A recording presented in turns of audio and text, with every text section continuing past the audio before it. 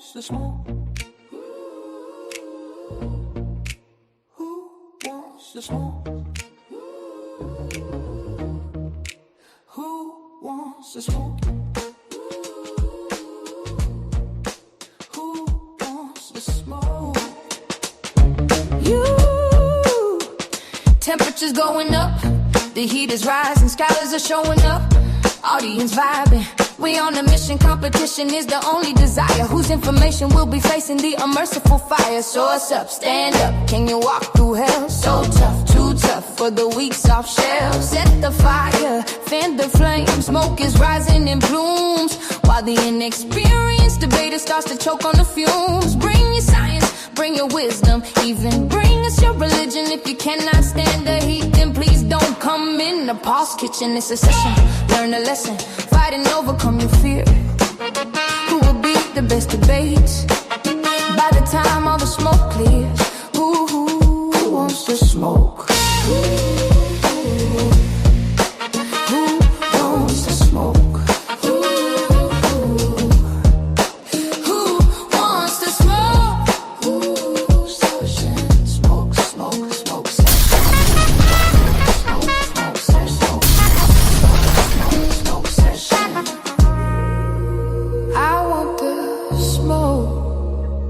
I don't want peace. I want problems, always. Who wants to smoke? Who wants to smoke? Who wants to smoke? Who wants to smoke? You. Temperatures going up, the heat is rising, scholars are showing up, audience vibing. We on a mission, competition is the only desire. Whose information will be facing the unmerciful fire? So what's up, stand up, can you walk through hell? So tough, too tough for the weak soft shell. Set the fire, fan the flame, smoke is rising in blooms, while the inexperienced debater starts to choke on the fumes. Bring your science, bring your wisdom, even bring us your religion. If you cannot stand the heat, then please don't come in the Paul's kitchen. It's a session, learn a lesson, fight and overcome your fear. Who will beat the best debates? By the time all the smoke clears, who wants to smoke? Who wants to smoke?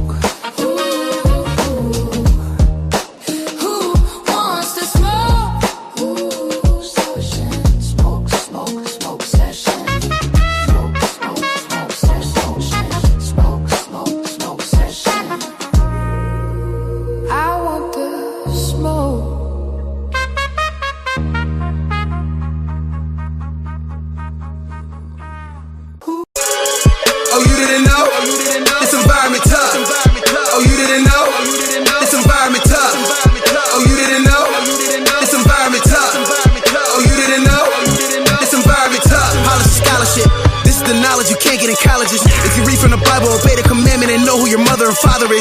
Tune in to sa.neter, cause he the protector of the gods. I'm talking about Dr. Benjamin, Yusuf, Cannon, and John. We got a scale of my odd. If he light as a feather, let's go and weigh his heart. I am the shrine of Ptah. If you say I am, better recognize a god. All I see is pseudos and frauds. Kudos to my dogs. Shit judo for you frogs. I think it's time to hop off the environment. Oh, you didn't know? It's environment tough. Oh, you didn't know? It's environment tough. Oh, you didn't know? It's environment tough. Oh, you didn't know? It's environment tough. Will survive, comedic knowledge on the rise, raising consciousness divine, to the truth we subscribe. Jabari leading the way, Shaka Amos don't play, sa.neter don't open the gates, and up and banging the day. It's a family for the culture, rebuking all you vultures. Service environment full of soldiers, unlock your mind, they'll exposure. HOK is the squad, debating the truth is a nod. Watch where you step in the pod, or they'll tear you apart. Oh, you didn't know? It's environment tough. Oh, you didn't know? It's environment tough. Oh, you didn't know? It's environment tough. Oh, you didn't know? It's environment tough. Oh, you didn't know? It's environment tough. Oh, you didn't know? It's environment tough. Oh, you didn't know? It's environment tough. Oh, you didn't know? It's environment tough. Frankie and the trendsetter. sa.neter, you did it again, man. General, HOK Field Marshal, you know? Nation. None of them can bother than sa.neter. Revelation, set the top. Violate the general. End up in a blood clot funeral home.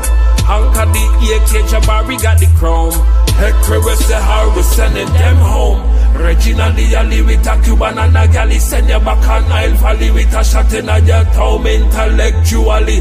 How click the link if your scholarship stop him. Or if you smell make you cry with the truth. No lie, my youth, him a real historian. 21 gun salute for commission. Not a brother, a hustle, a move like all I found the black woman not all like Olson and Yana past sister freedom. I don't whole panel know what time for Bible thumping the minute them see me come. Revelation set Frankie or the trendsetter. None of them can mother than sa.neter. None of them can mother than sa.neter. Them got a podcast but sa better. Coast to coast, we be banging. Coast to coast, we be bringing all this knowledge, we be slanging. In the HOK, we don't do no entertaining. Speak the truth, speak the facts. What the niggas just a layman. Better get on one accord. The future can be yours. Ancestors push you more. We gotta go explore the sciences and math. The future's based on class. You bout to catch my wrath. We turning up this track. In the dark minds of the light. The dark heart still fight. We gotta make this right. Talk right now. We learn how to stand up and stand proud. No man down. We fam now. House of the conscious, my clan now. Frankie are the trendsetter. None of them can mother than sa.neter. None of them can mother than sa.neter. Them got a podcast but sa better. When I look at you niggas, I see what I'm not. Go take him, a little bit of her, mix it with them, I put them in a pot. You still can't get none like me. It might sound the same, but it's unlikely. One white tee, if I lift it up, you niggas gonna see where the gun might be. I thought I told ya. Afro Nation, Revelation, we some soldiers. sa.neter put this team together, now it's over. We got the weight of the world up on my shoulder. When you get conscious information, hearts turn colder. Now look at these trappers who rapping the same, so stuck in their lane, systemically, chemically. I'm thinking something is wrong with their brain. As long as they paid and flowing the chain, I got nothing to say. They in love with the gang. I traded my gang for change, and now that I changed a few things, still say the same. Frankie are the trendsetter. None of them can mother than sa.neter. None of them can mother than sa.neter. Them got a podcast but sa better.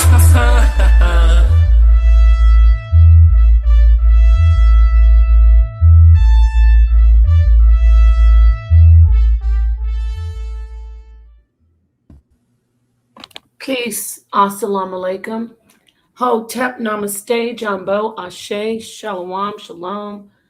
All the greetings of love and light to the darkest minds of the light, to the HOK family, to our brother sa.neter.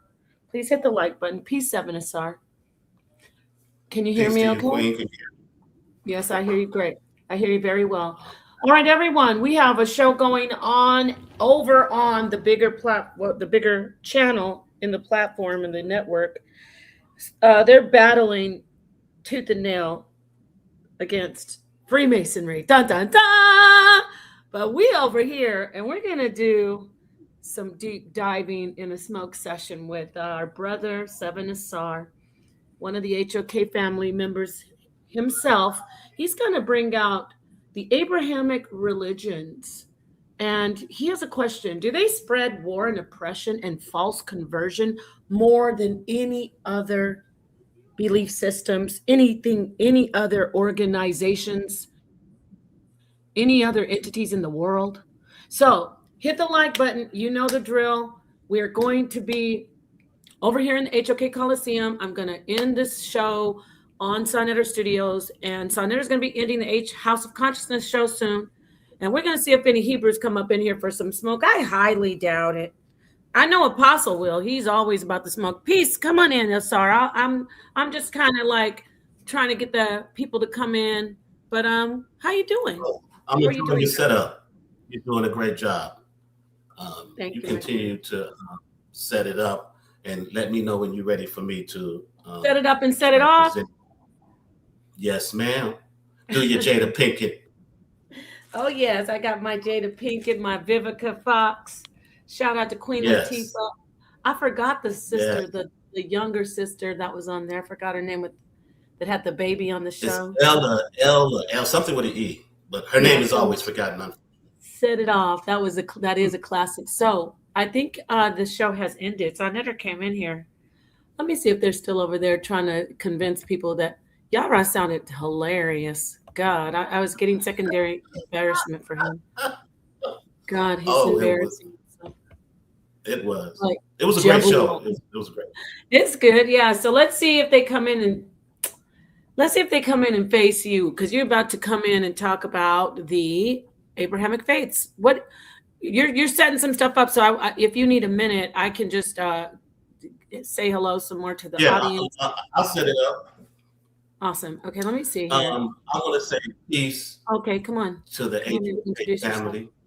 Yeah, introduce yourself, because we always see you just hit the panel, but tell us a little bit about who you are and what you study, what your career, your profession, whatever your hobbies are. Come on in and let us know more about you.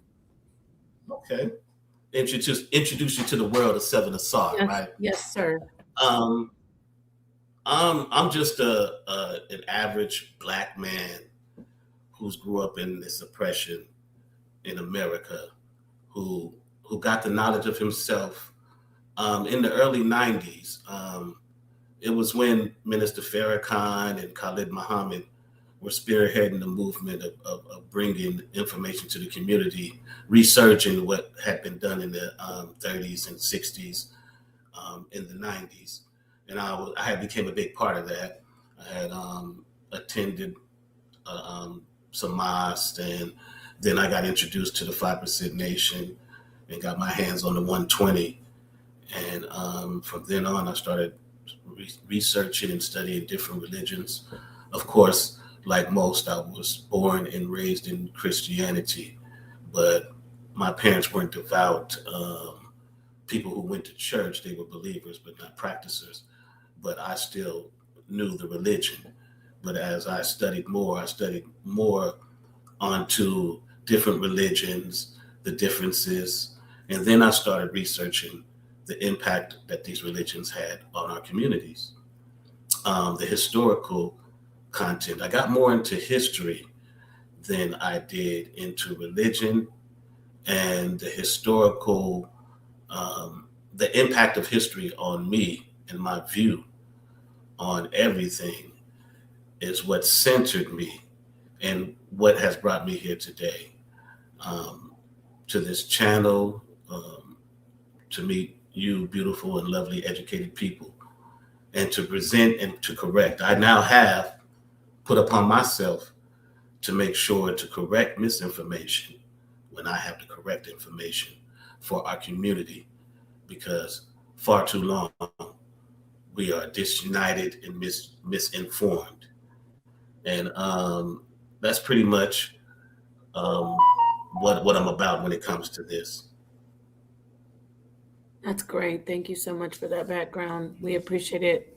We appreciate you being here. It's somebody came in and said, it's, we what we're doing, folks, is we're doing a slow build. You know how you start to smoke. You when you ever smoked anything like meat? I mean, you get the smoker. You gotta stoke the fire, y'all. They don't know. They don't. 7, we gotta help. We don't teach them. We gotta help some of our. That's what they hear.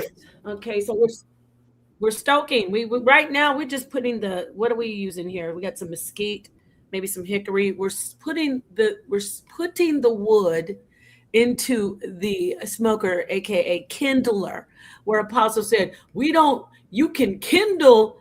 He said, what did he say of Apostle? Come back up. Apostle's gonna come over here. Somebody was saying that. Oh, you already know he is. He was saying kindle. He was saying that means gather wood. Kindle is to start the fire. So don't worry, y'all. We got this. Okay, so let's go ahead and let them keep on arguing.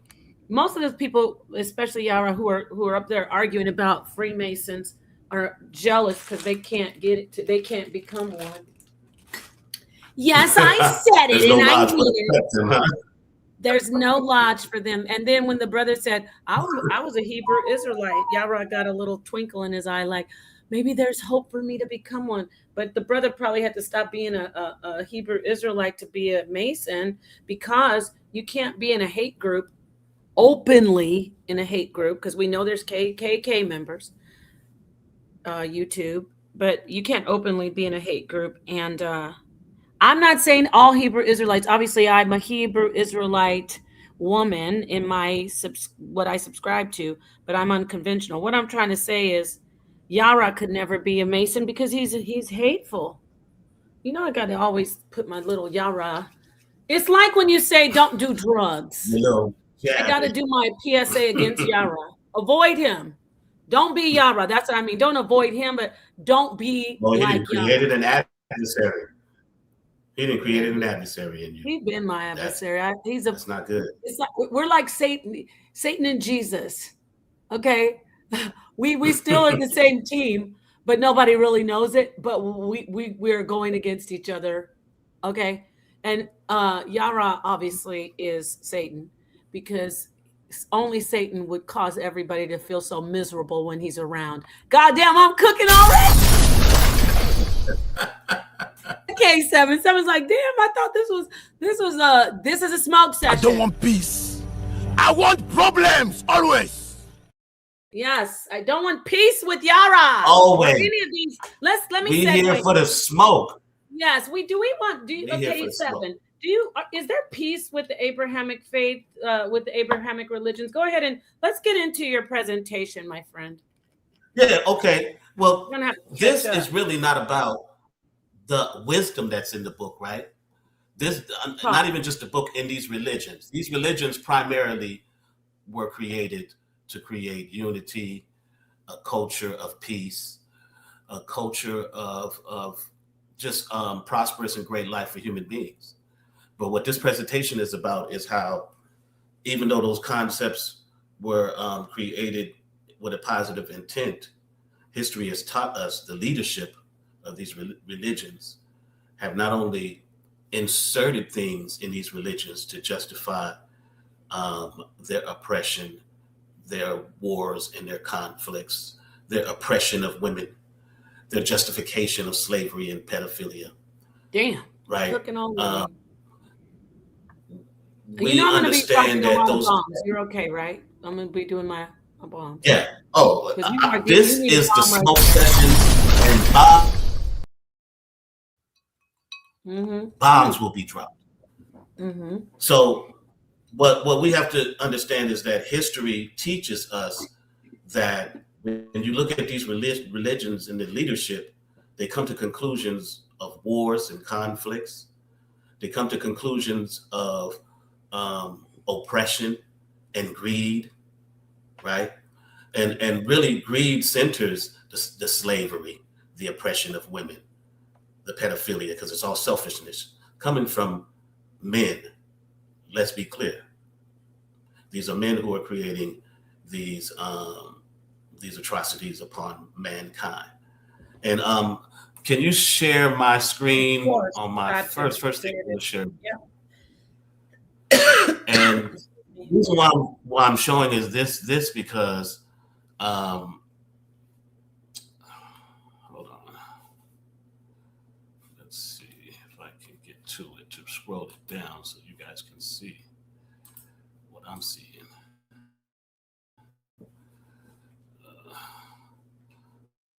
Okay. What I'm doing here is I want to show you guys the 5 causes of holy wars, right? These are the defining concepts and reasons that these religious leaders come up to justify their warmongering, their conflicts, their enslavements and oppression. And you see the first one says defense, recapture of sacred sites. And this becomes a primary cause, is protecting and liberating holy places. This is what they say. We have to protect Jerusalem, right? We have to take Jerusalem. It really belongs to us. It doesn't belong to them, right? And this is something that's happened in antiquity and is still happening in today, right? We also, number 2 is religious authority and autonomy, right? Conflicts arise when religious instructions, like the papacy, challenge secular rules, seeking independence and supreme power, leading to wars justified by upholding church authority. So these people feel self-authoritized, that my God said that I can do this. Who are you to question my God, right? And the third one is the ideological purity and hearsay, right? Wars can be sparked by internal religious divisions or external threats, aiming to purify a faith from perceiving corruption or eliminate opposing beliefs as seen in European religion conflicts, which have spearheaded most of these wars and conflicts and oppressions and slavery. Let's make sure we keep that clear. But it does not keep us from being complicit in operating in these systems in their same fashion, because not all of us do, right? And let me scroll down for a minute so we can see the rest of this. Bear with me. I had to put this together pretty quickly. So where are we? I can't find you. Here we go. Don't you worry. It must just missing for some reason. Okay, but the fourth one is political and territorial ambition. Can you hear me? Okay, so, I'm sorry. Were you saying something? Yeah. Okay, no, I was looking for the other page. I'm sorry. 1 second, sir. Humble, I'm glad you're here. We're going to open the panel. You're more than welcome to come in for this smoke session. And peace to you. Yeah, we're just going to let him get some of this out, and just please hold tight. Good to see you. All right. Just letting them know that I know he's back there. All right. I'm sorry, Seven. What were you saying? You're doing great. Yeah, I'm just saying the fourth one is political and territorial ambition, meaning that you have these leaders around here who are trying to justify their invasion, their colonialism, their takeover of your resources and land in the name of their God or their religion. And history has shown this throughout the time, right? We've seen this all through history. And can you unshare my screen for me? Yes, I can. Okay. All right. So what are you thinking? You're standing, I know what your rhetoric is pretty much, but for those who aren't familiar, you're saying the Abrahamic religions have caused a lot of damage and a lot of death and destruction, and done more harm than good. The leadership. Let me say the leadership, right? Yeah, sure. Because it's a trickle down theory. The leadership, okay. Yeah. And the books. What you're saying is 100% correct. And the books, right? What you're saying is correct. And the leadership of these religions it's trickling down, right? You have an indoctrination of a religion, and they'll put things in there to create justification for these oppressions. And some people will agree with the justifications because they're indoctrinated in it, right? And they're only indoctrinated because someone put it in there. The leadership did, right? So, well, I can't find the last one, the other one, so I could tell you the fifth one, because I didn't memorize it. But for some reason, I can't find it. But we'll move on to the next one, right? Mm-hmm. We're going to move on to the next one. And whenever you're ready, I can bring people in. It's up to you. Let me know. Okay. I'm going to run through these really quick, okay? Okay, sure. I'll run through them real quick. I don't see any slides in the back, so I'll let you know when it's up. I'll put it in on the screen, I mean. All right, everyone, while he does that, please hit the like button. All right. Don't be shy. Can you see it? Yes, I have it. I put it up. You should share it on your end. You didn't share it. I don't see it. It's weird. Right. Did you share it? Thank you. Okay, right here we have, go ahead and share it. Yeah, it's sharing. You might need to Right just here, what one we have tap it, is but it's fine. the It's fine. I can see it. Britannica, Social and cultural transformations. All right. sharing history, right? Mm-hmm. Can you see it? Yeah, social and cultural transformations Okay. in it's Encyclopedia Right here, Britannica. this. Yes. And Looks this is like outlining Jabulon might be messing Islamic with your connection. conquest. Damn, Ellie. What did you say? Oh, you can't see it? We can hear you, yeah. Wait a minute, you can't see it? We can see it and hear it. Okay, I just want to make sure you can see it. No, I'm just letting you know it's the encyclopedia, Okay. right? All right. I think you have a delay. Yeah, it's the encyclopedia. Okay. No, I can hear you in real time, unless you have the delay, but I can hear you.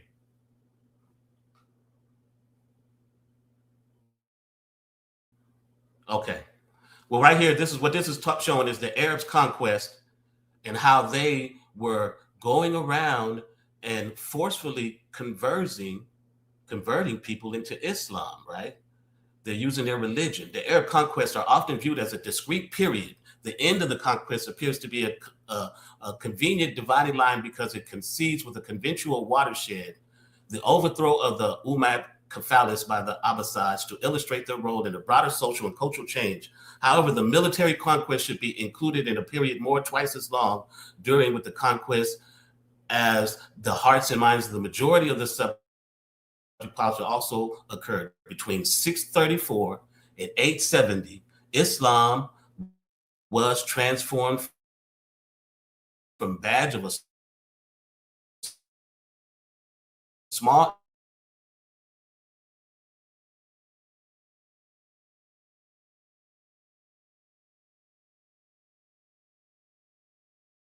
Is it me or is it his connection? to produce Islam's fundamental or shows where Islam.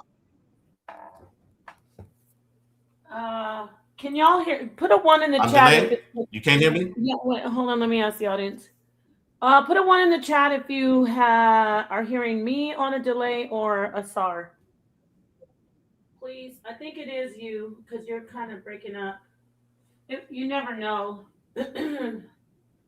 You never know. Who is it, you guys? You can. So wait, is it a 1? I'm in the hills. My internet is. I shouldn't have said that. Is it your internet? Yeah, I think it might be you.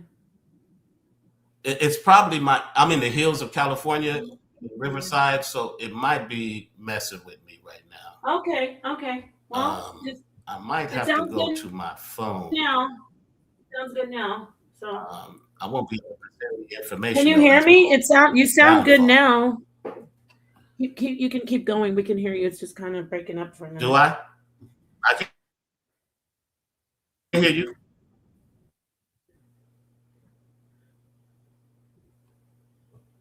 All right, so keep going. You can keep going. Damn. You can hear me? All right. I can hear you just fine. Yeah. It was just I might have to go to my phone. Okay. No, just keep going right now, and then we'll see how it works. Okay. If it doesn't work, I'll stop you. All right. All right. Okay. But essentially, what it's showing is that Islam improved and improved on the people that they had practicing Islam through conquering those lands through that time period I showed, right? Forcing their religion on people, even the identities of their cultures and the influence of it, right? Right. Mm-hmm. Through forced conversion, right? Yes, sir. And from that first conversion, there bore new wars from that forced conversion from the Islam from the Muslims from Islam, and that went to the Crusades from the Christians. The Christians wanted to take back that land. Can you guys hear me? I think I can't hear nobody or see nobody. Yes, take back that land. The Muslims. Hello?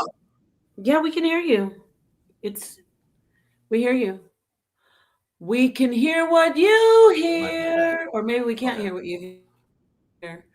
So let's do this. Maybe you could just get through your. Can you hear me, Seven? Okay. Seven to start. Damn. Go ahead, sis. Why don't you do what Moses does and upload? So put everything backstage right now, and then go to your phone, and then I can just share it as and go as you say, change slides like he does. If it keeps messing up. Okay. Peace of Sarim Ka. Yeah. You fell asleep the other night. We took too long to get to you. Let's just do that. It's interrupting my flow. You can just keep going. It's Seven, but do that. I'm gonna just try to keep I'm gonna sign out. Just hold it down while I sign out. I'm gonna come back in my phone. Yes. Let me bring Humble up here and let him come in. We got you, brother. Peace, Humble. Blessings, Sister Pie. I appreciate you. Yes, we appreciate you coming in. So no, you weren't snoring, Ausar. You had the wherewithal to mute out this time. But hey, everybody gets tired, and guess what? I snore. So Humble. Yes, Peace ma'am. to the bomb squad. I saw you over there. Most definitely. Yeah, what do you think about what the topic is about what he's going at right now? If you saw a little bit of it. I actually agree with the brother's standpoint. I do think Abraham's religious leadership caused more harm than they do good. And there's a plethora of history. I was actually in the back waiting to see, what he was going to bring out. Because you already know, listen, if I ain't gonna do nothing, I'm gonna at least bring something to read, So, while I was on my own thing, I was, looking up certain popes he was talking about when I came in. He was talking about holy wars. And so I started looking up, popes that were responsible for calling holy wars, right? I wanted to see if he was going to bring that up. I'm not sure if he was, probably wasn't. But if I could just read some and just get into a little detail, I'm not going to be too long. But it says popes historically responsible for calling the authority of holy wars. Pope Urban II from 1088 to 1099 initiated the First Crusade in 1095 at the Council of Clermont. His call to arms is the most famous papal authorization of holy war in history, directly tied to the original of the crusading movement discussed in the search results. Right. Then we got Pope Gregory, 1073 to 1085, conceptual architect of the crusading idea, proposed an armed pilgrimage to defend Byzantium before Urban. Well, the Byzantine. Can you show it? I'm going to spell it.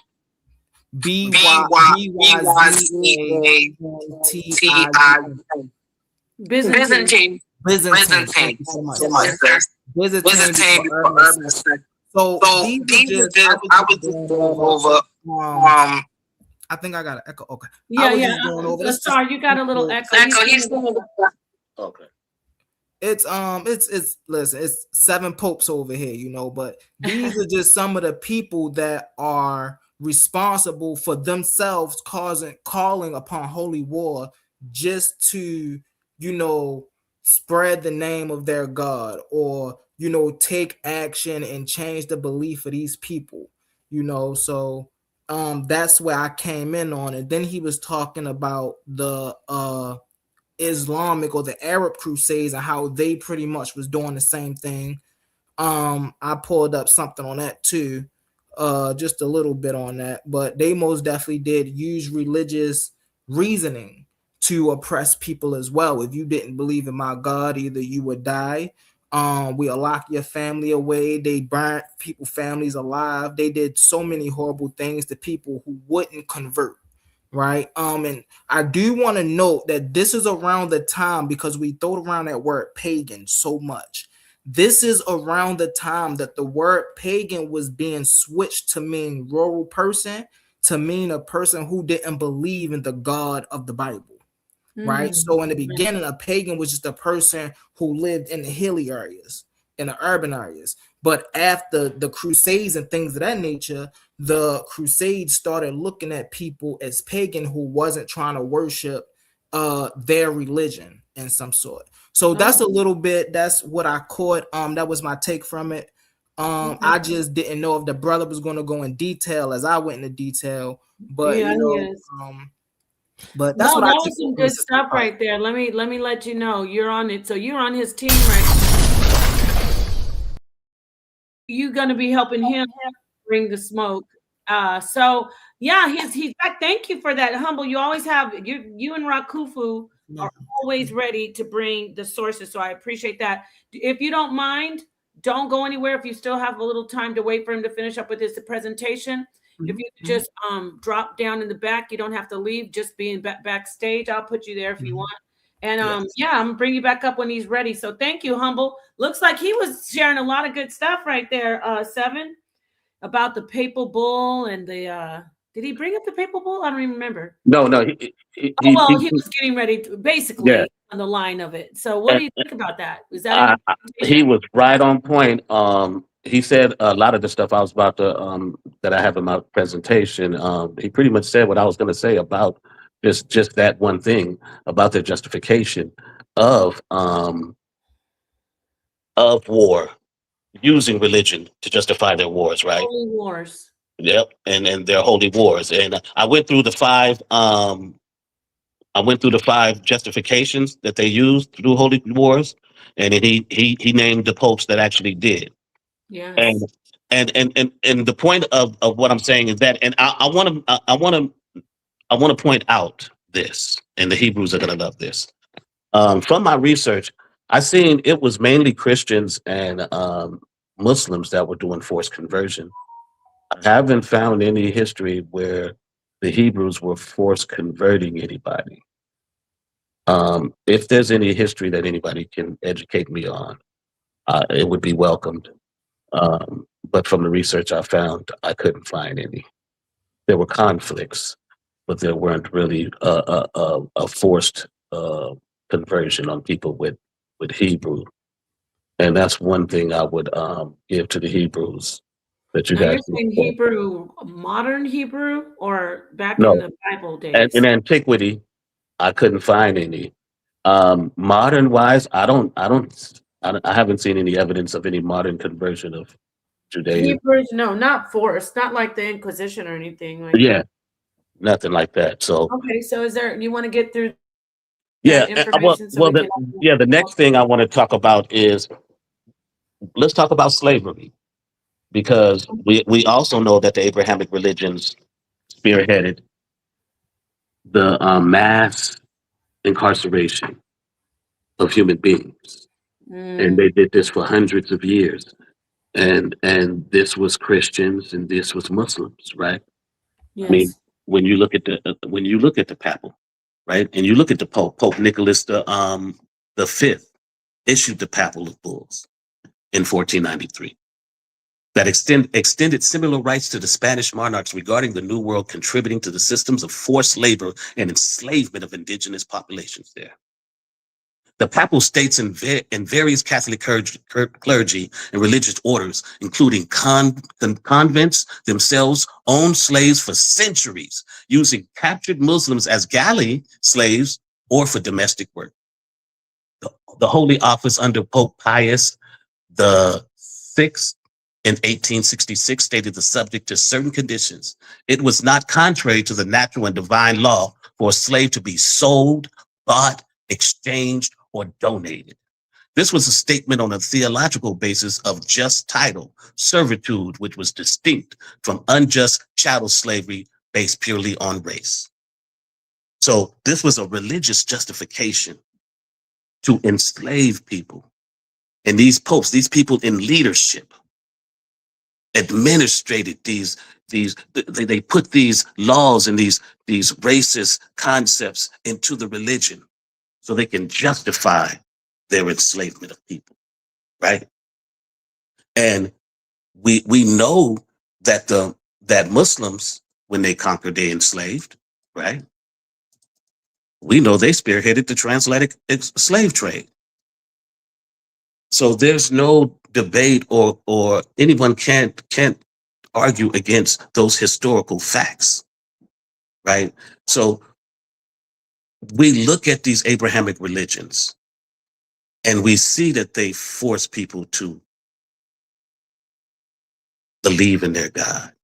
We see that they force servitude in the name of their God and justified in the name of their God.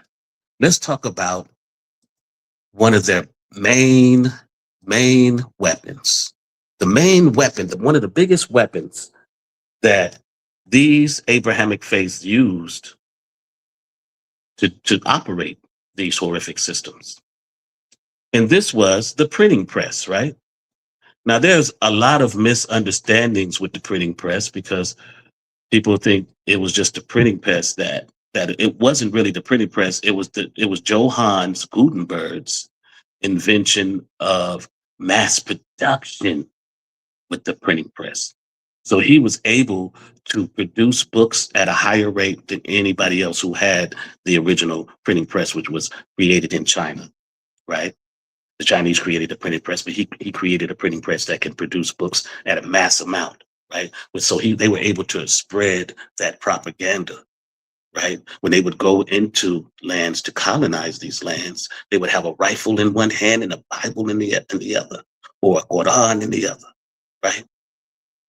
And so we have to understand that this leadership in these religions have come across every inch and part of this continent in regards of to force their religion and their concepts on people so they can advocate, so they can use them as slaves, use women, right, as their sexual slaves, right, and to also abuse children. Now let's go into the children, right? Because when we talk about the abuse of children, it becomes justified once again in these religions, right? When you have concerns regarding child abuse within the Abrahamic religion, specifically Christianity, Islam, and Judaism, they have been extensively documented, focusing on both historical figures and modern institutions' failings in that regard. While these faiths officially condemn child abuse, research and investigations have highlighted how in some instances, institutional cultures have allowed abuse to occur and shielded perpetrators. We know what that institution was. That's the Catholic institution, right? It's very well documented in the abuse of children in that in that religion, and the cover-ups, the constant, because it wasn't just one. There were many cover-ups, and they continue to cover up to this day, right? Right? And when you look at Islam, we understand there was the marriage of Aisha, right? We understand there's different practices in Islam where women are abused in the name of Allah or the Quran, right? We know the documented proof of these things, yet people still practice these religions in faith and will kill, maim in the defense of these religions and this faith, in contrast to these facts I'm giving you, right? And I want to conclude with this because I know people want to come on and they have a lot of opinions and they want to get this smoke. So let's get them coughing, right? The last thing I want to talk about is how religion affects women, right? Women rarely have a voice in these Abrahamic religions. Women have to fight for their voices in these religions. And a lot of their oppression were based on a lot of these men in these religious ideologies, right? And when you hear women speak, when they can freely speak on how their experiences have been in religion, it's been mental abuse, sexual abuse, treated like a slave, right? Treated like a child, right?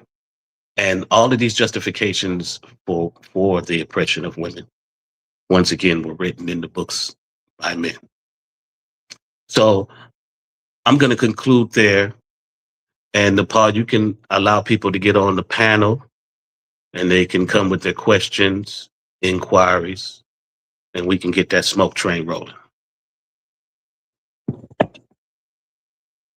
Are you there, Queen? She may have stepped off for a minute. I thought I'm muted, but I didn't know. Yeah, I'm here.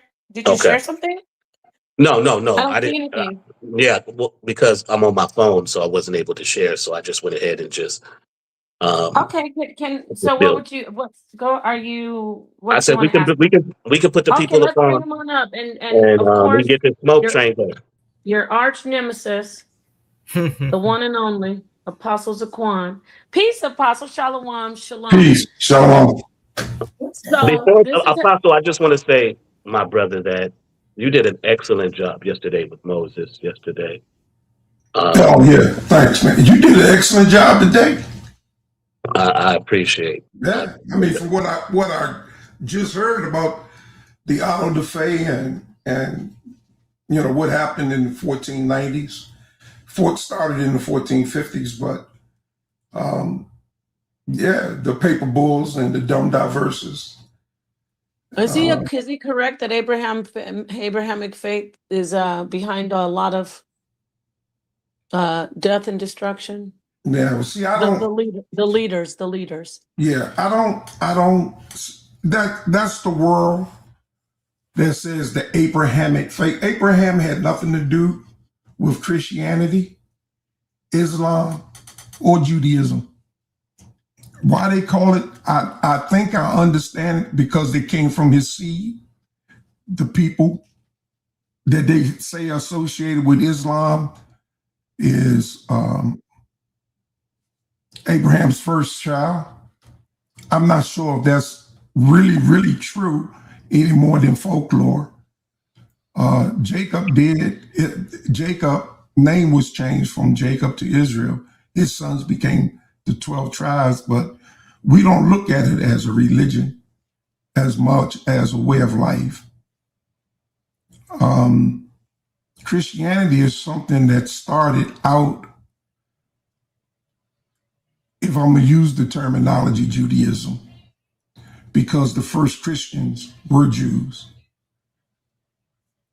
In that case, I'm a Christian because I believe in Christ, but I'm not a Christian in terms of what today Christianity teach. I'm opposed to Christianity. Christianity has slaughtered in the name of Christianity. Not to say that in Israel we didn't fight. We defended ourselves. We had to defend our territory. We had to defend our land. Well, let me ask you this, Apostle. You would agree that majority, if you look at history, if you study history, the span of history that's recorded, right? When you look at conflicts and wars, the majority of wars and conflicts, when it came to specifically of trying to convert someone or enslave someone, majority came from either Hebrew, Islamic, or Christian religions, right? No, we never used from their leadership. Let me say that, from their leadership. Yeah, but even our leadership, we never forced conversion on people. No, I agree, and I said that. Yeah. I did say that. That was one thing I gave you. You guys did not. Yeah, but the Christians and the Muslims did. The Christians and the Muslims did. Right. We allowed strangers to live among us as long as they kept our laws. We allowed that, but we were still told not to take the strangers as wives, not to marry, because when you do that, you mix in covenants and customs. And I haven't found any pedophilia in any Hebrew history either. I don't know if there's any. Somebody may be able to educate me on that. What? Bro, what are you talking about, man? Well, thank you for Wait a correcting me. minute. Now Yes, it's Ausar. I'm finna say. You flipping over to the other side. I No, No, don't I'm get not. intimidated because you see all these Hebrews coming in here. Oh no, I'm Hey, not Stand your hey, intimidated. ground. Don't you hey, get it hey, twisted. Ausar. I'm only going Hey, by what I know. yeah, So you know, let me say, one thing about your brother Seven Let me Star, move he forward. ain't gonna cap. He ain't gonna Yeah. cap. let All me right. wrap Can I up. Okay. really Let fast? me get Really over. fast. Can I wrap up?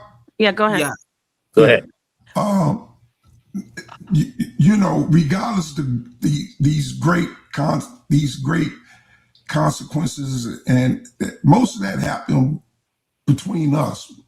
Is we had more problem treating our women than other people. Now, captive slave, you know, war things happen, but not as like Okay. Christianity, like church. You find within Catholicism or in Protestant Mm. movements today, like you see that stuff going on. No, you're not going to see that, and you're not going to really see it in Islam. Though in Islam, it's going to be deep covered up. Okay, let's see When what. anybody Thank you, practicing Apostle. that, they're not going to do it openly because that's a Okay, death. let's see if Humble agrees because we got to get around the panel and I'm gonna let everybody have, like I said the other time, a 10 like a minute. But if I see you need to say more, you can go over. You get what I'm saying, so we could get the time in. Humble, do you agree? What? No pedophilia, huh? That's No, I strange. don't agree What with do you that. And think? I really just want to say something. I just want to give my little spill on what the brother Asar was in his presentation. I would have really liked to see more Asar. I actually have a presentation coming up on the 23rd. The pie check with Side. Text him about that. The topic is actually similar to this. I'm going to go much in detail though. Also, on that subject you Say were this real saying, quick. about I don't mean to interrupt you. I just want to say this real quick. I know this is your time, but I just want to apologize to you and everybody else because of the failings of my equipment where I'm at. It wasn't an intentional thing. I was fully prepared to show all of that information. What I'm going to I can only use satellite for my internet up here because the infrastructure isn't built up quite yet, right? They're still building out here. But I'm going to improve on that quickly and do right by you all in that regard. So once again, I apologize, most but I'm definitely. Okay, still here thank for the you. smoke.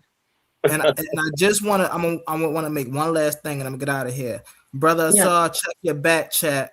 I sent you something on the regards of you saying the Hebrew Israelites never pushed their indoctrination on anyone. I sent you something in the back chat. Check that out, brother. Thank you, brother. I appreciate that. Mm. The more information I get, the more Okay. powerful I am. Thank you. Was it in the past or Humble, do future? you wanna humble? Do you wanna? So yeah, you have some information on the pedophilia. I can get to easy bands and come back around to you because we have Kassad. Thank you for joining, and we also have King J. So you're good, Humble. Can I move on to the other panelists? All right, thank you. Easy bands, thank you for joining. What do you say? What do you think about Asar's presentation? So I just caught the end of Asar's presentation because I was on the other channel with sa.neter and all them. Thanks for bringing me up first off. And Asar, respects for, and I respect anybody that does a presentation on here. So let me just add my 2 cents. When it comes to the papal bull that you're talking about, that's not in regards to doctrine or theology. So right there, your claim is dismissed, okay? Because it's not Christian theology or doctrine that's in regards to. What that's in regards to is basically like church operations at the time, et cetera, how they do their thing, et cetera. So those are two different things. If you were talking about like Christian theology, that this is what we believe, you go out and enslave people, et cetera, I'd give you the benefit of the doubt if the Bible actually said that. But that's not part of the doctrine at all. I'm pretty sure you can agree with that. The second thing is you're talking about how Abrahamic faiths are responsible for, majority of the wars. Basically, that's what you're saying, right? Yeah. I'd have to now again ask you: are you aware that, according to scholars that have studied the issue, that Abrahamic faiths are basically, I think, only responsible for about 6% of the wars since at least the 1500s. And if we go back to the beginning of both, 6%, 6%, 6%. yes, of all wars. Okay.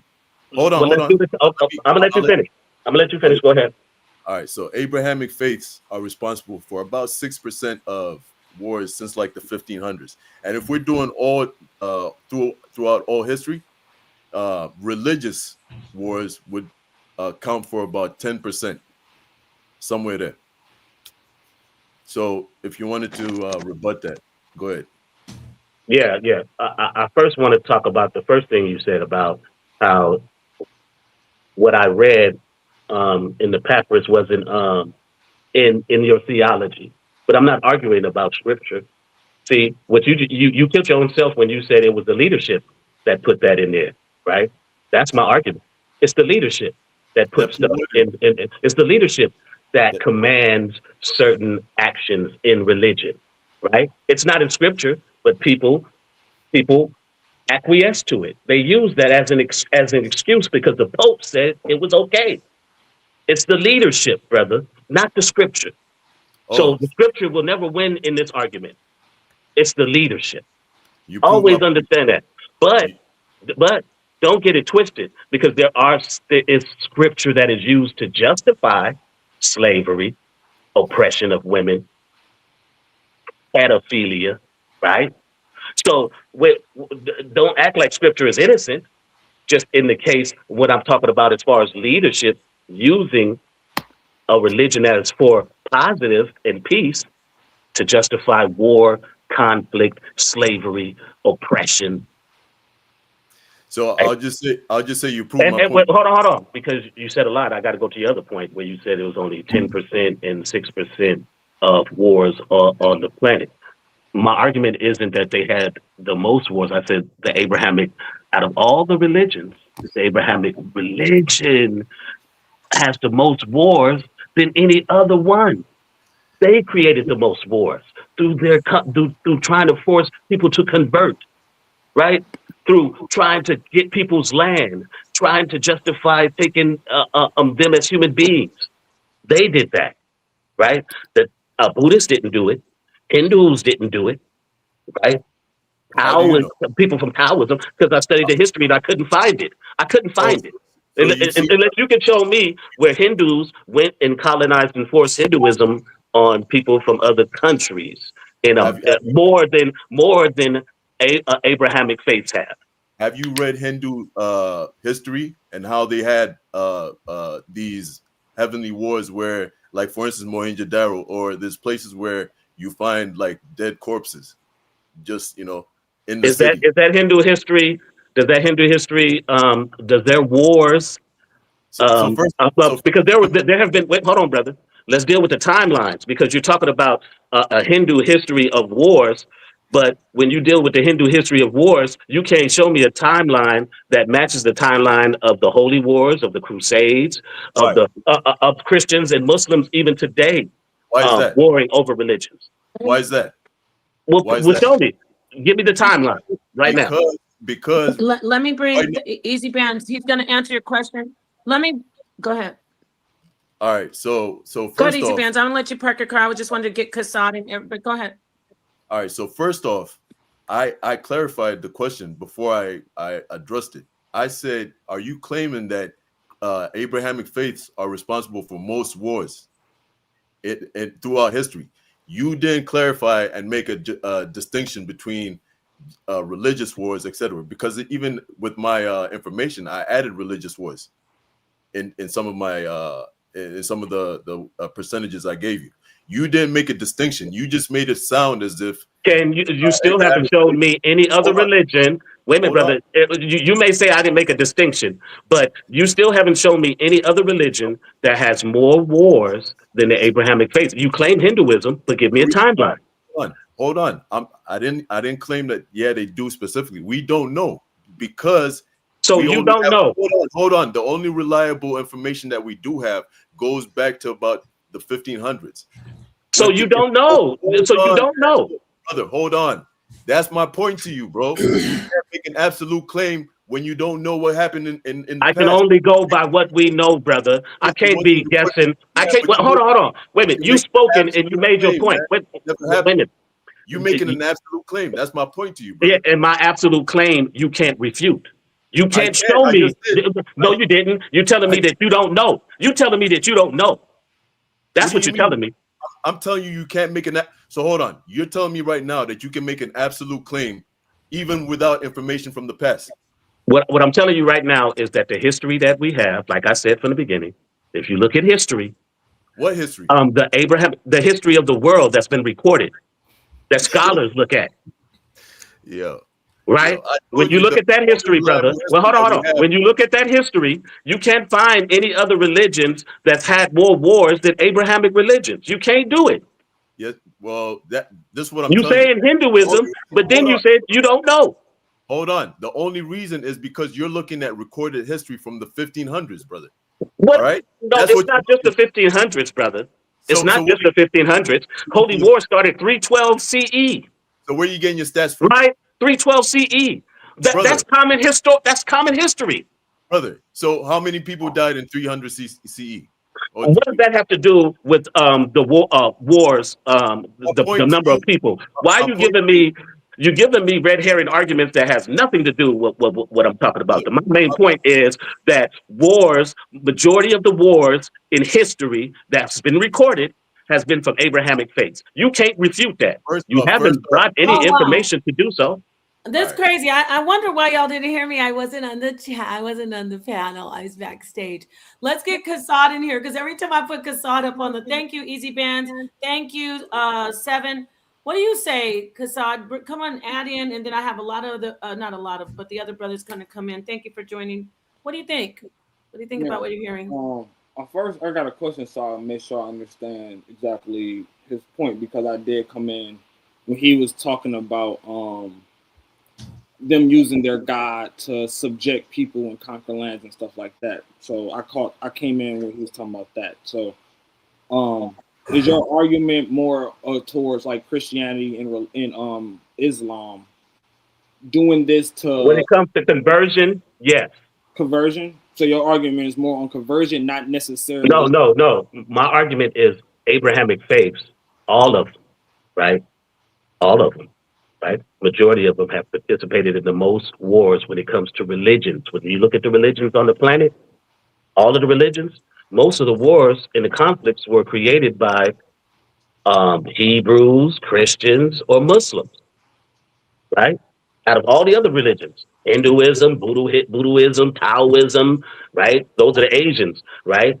Those are the Asian religions, right? And there's some more that I didn't name. If we look at the African indigenous religions, you can't find any recorded history of any religious conflicts between them. There's conflicts, but it's mainly about land or other political issues. But there's nothing where you need to practice my religion or you're disrespecting my religion, and it's a whole blown out war. Right? These the Abrahamic religion has had wars for centuries. They've had wars that lasted centuries. I don't think you're gonna find that among the Hebrews. I don't think so. My point is, the Hebrews are still complicit in oppression of people, slavery, the oppression of women, pedophilia of children. Right? Let me. They're still guilty of those things.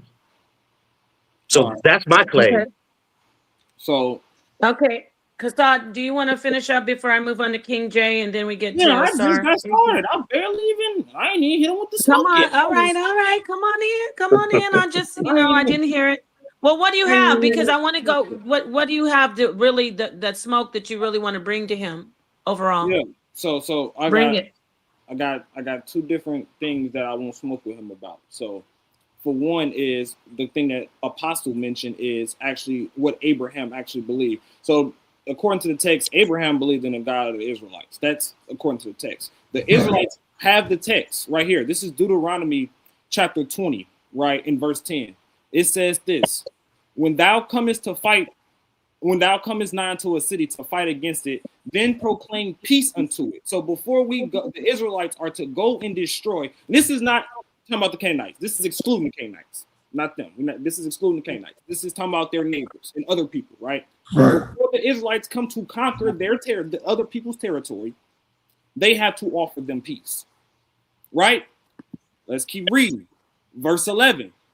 And it shall be, if it make thee answer of peace and open unto thee, then it shall be that all the people that is found therein shall be tributaries unto thee, and they shall serve thee. Right? They put them under a vassalage state, but they still get to be them. We see the same thing in Egypt. Mm-hmm. Right? And if you keep reading, Okay. it tells you. What's your point, brother? It tells you if you make no peace, then you go to war with them, right? So the Israelites, they have a law that before we go and conquer and get into it with some people, we offer them peace first, right? And you keep on mentioning people using their gods and their theology to go and subjugate people, but I don't hear nothing about the smoke when it comes to Egypt, because you know I got the sources on that. You know that, right? I don't want peace. I want problems always. I'm glad you mentioned Egypt. Does Egypt history has a long span of religious conflicts that's longer than the span of religious war and conflict with the Abrahamic religion? The entire span of Egypt, they believe that they are to conquer and control people. Now, Let me say it again. Does Egypt have a history of war and conflict based on Ma'at? Because that would be based on Ma'at, right? Do you want these sources? So they have a history longer of warring and about Ma'at. So yeah, please show me the sources. That's more than Abrahamic. That's a longer span of history than Abrahamic religion. So go ahead. Okay. Let me. While you get the source, because I don't see it. When you get it up, I'll bring it up. But here it is. Damn. Well, Kasad, then I'm gonna give you another minute, and then I'm gonna move on to King J, because I know Ausar M. wants to say something about that. I know, Ausar, do not fall asleep this time. You guys, you gotta defend. Gotta come. Yeah, we missed that brother last night. We missed him last night. All right, go ahead, Kasad. I don't know if everybody can see that, but I brought it up. Come on, I'll make it bigger. Okay. Right. And please hit the like button, everybody, if you are enjoying this. I am. It's interesting. Like the video. Okay. Thumb up the video. Got a minute, so I'm gonna try to get right down to the point. Right.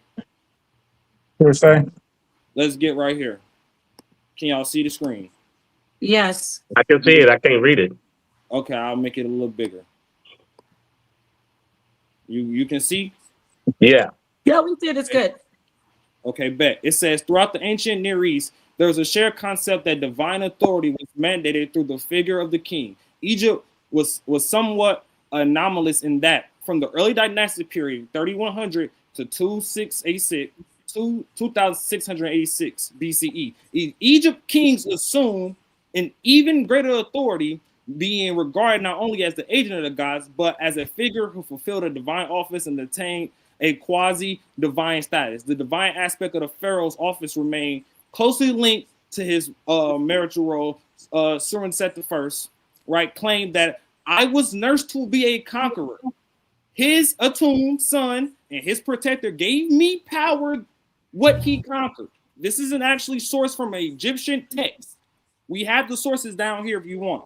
Right? Let's keep reading. It says, from the Middle Kingdom, Egypt onwards, Egyptian pharaohs came to associate themselves, especially with the high god Amun-Re. As the sons of Amun-Re, the pharaohs possessed an incontestable legitimacy to wage war, not only on behalf of Amun-Re, whose support was tacit, but also on his own authority as a quasi-divine being. This built on earlier royal ideology. During the Old Kingdom, the authority of the terrestrial sons of Horus, the act was impunity against Egypt's neighbors, was so axiomatic that no king felt the need to justify such actions. Right?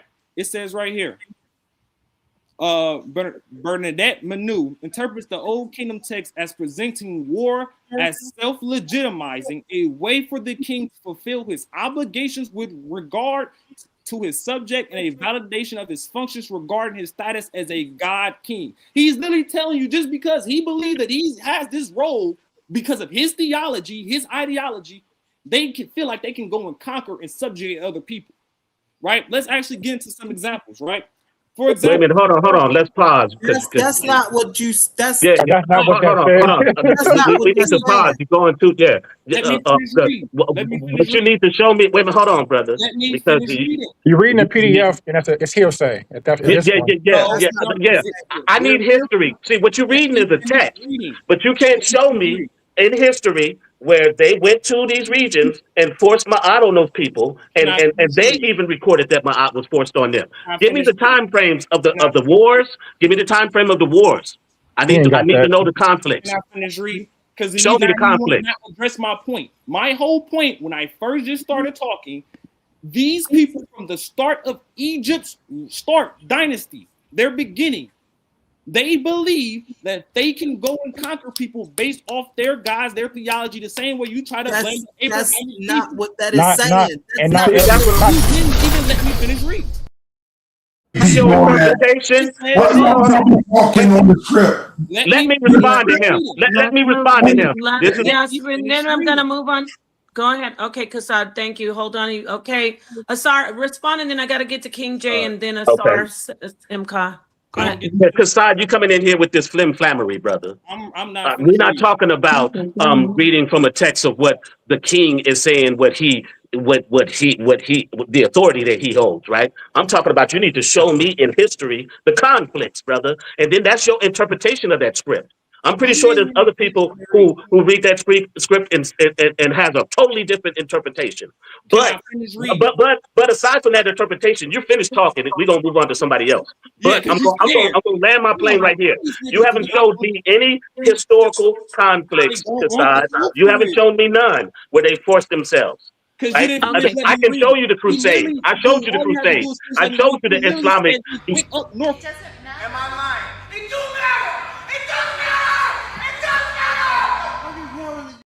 You're going to get that smoke today because you came in here with some flammery stuff and we ain't having it. So hold on, brother. Hold on. Because it's not your turn to speak. It's not. It's not. You've spoken enough. So I'm going to land my plane right here. Show me the history. Don't show me a text because it's not about text on this show right here. It's about history. All right, let's get to King J. We're coming in here. Let's get it in. Let's hear what you have to say. I appreciate that. Peace to the panel. Peace to Seven. Peace to Ausar. Peace to Humble. Everybody can side. Easy. I took notes. I just want to touch on 2 points on the notes that I did take. Agenda, right? To me, it's the agenda of the people in power, not the religion itself. We can look at Christianity, how our slave owners had a Bible in one hand and justified slavery that way. And in the same token, look at how Martin Luther King used that same book to liberate us. So I think it's more or less of the agenda of the people who's actually using the book or the religion, right? I've seen crackheads find Islam and be raised. I've seen them find Christianity and become a better man. So I don't think it's all negative in religion. I will say in regards to women, I think you're doing them a discredit. I wrote down in Judaism the seven prophetesses: Sarah, Miriam, Esther, Deborah, Abigail. So we can talk about their roles.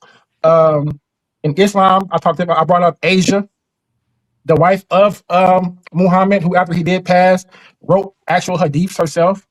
But I did want to talk about, because I would consider it a fallacy, right, on your part, because you mentioned pedophilia, right? And that is something that is 21st century, our moral code or moral standard. Back then, to me, honestly, looking at it from a historian point of view. What? Bro, what are you talking about, man? I'm going to tell you, not historian history and looking and contextualizing it, right? Then that seemed to be a practice during that time period, right?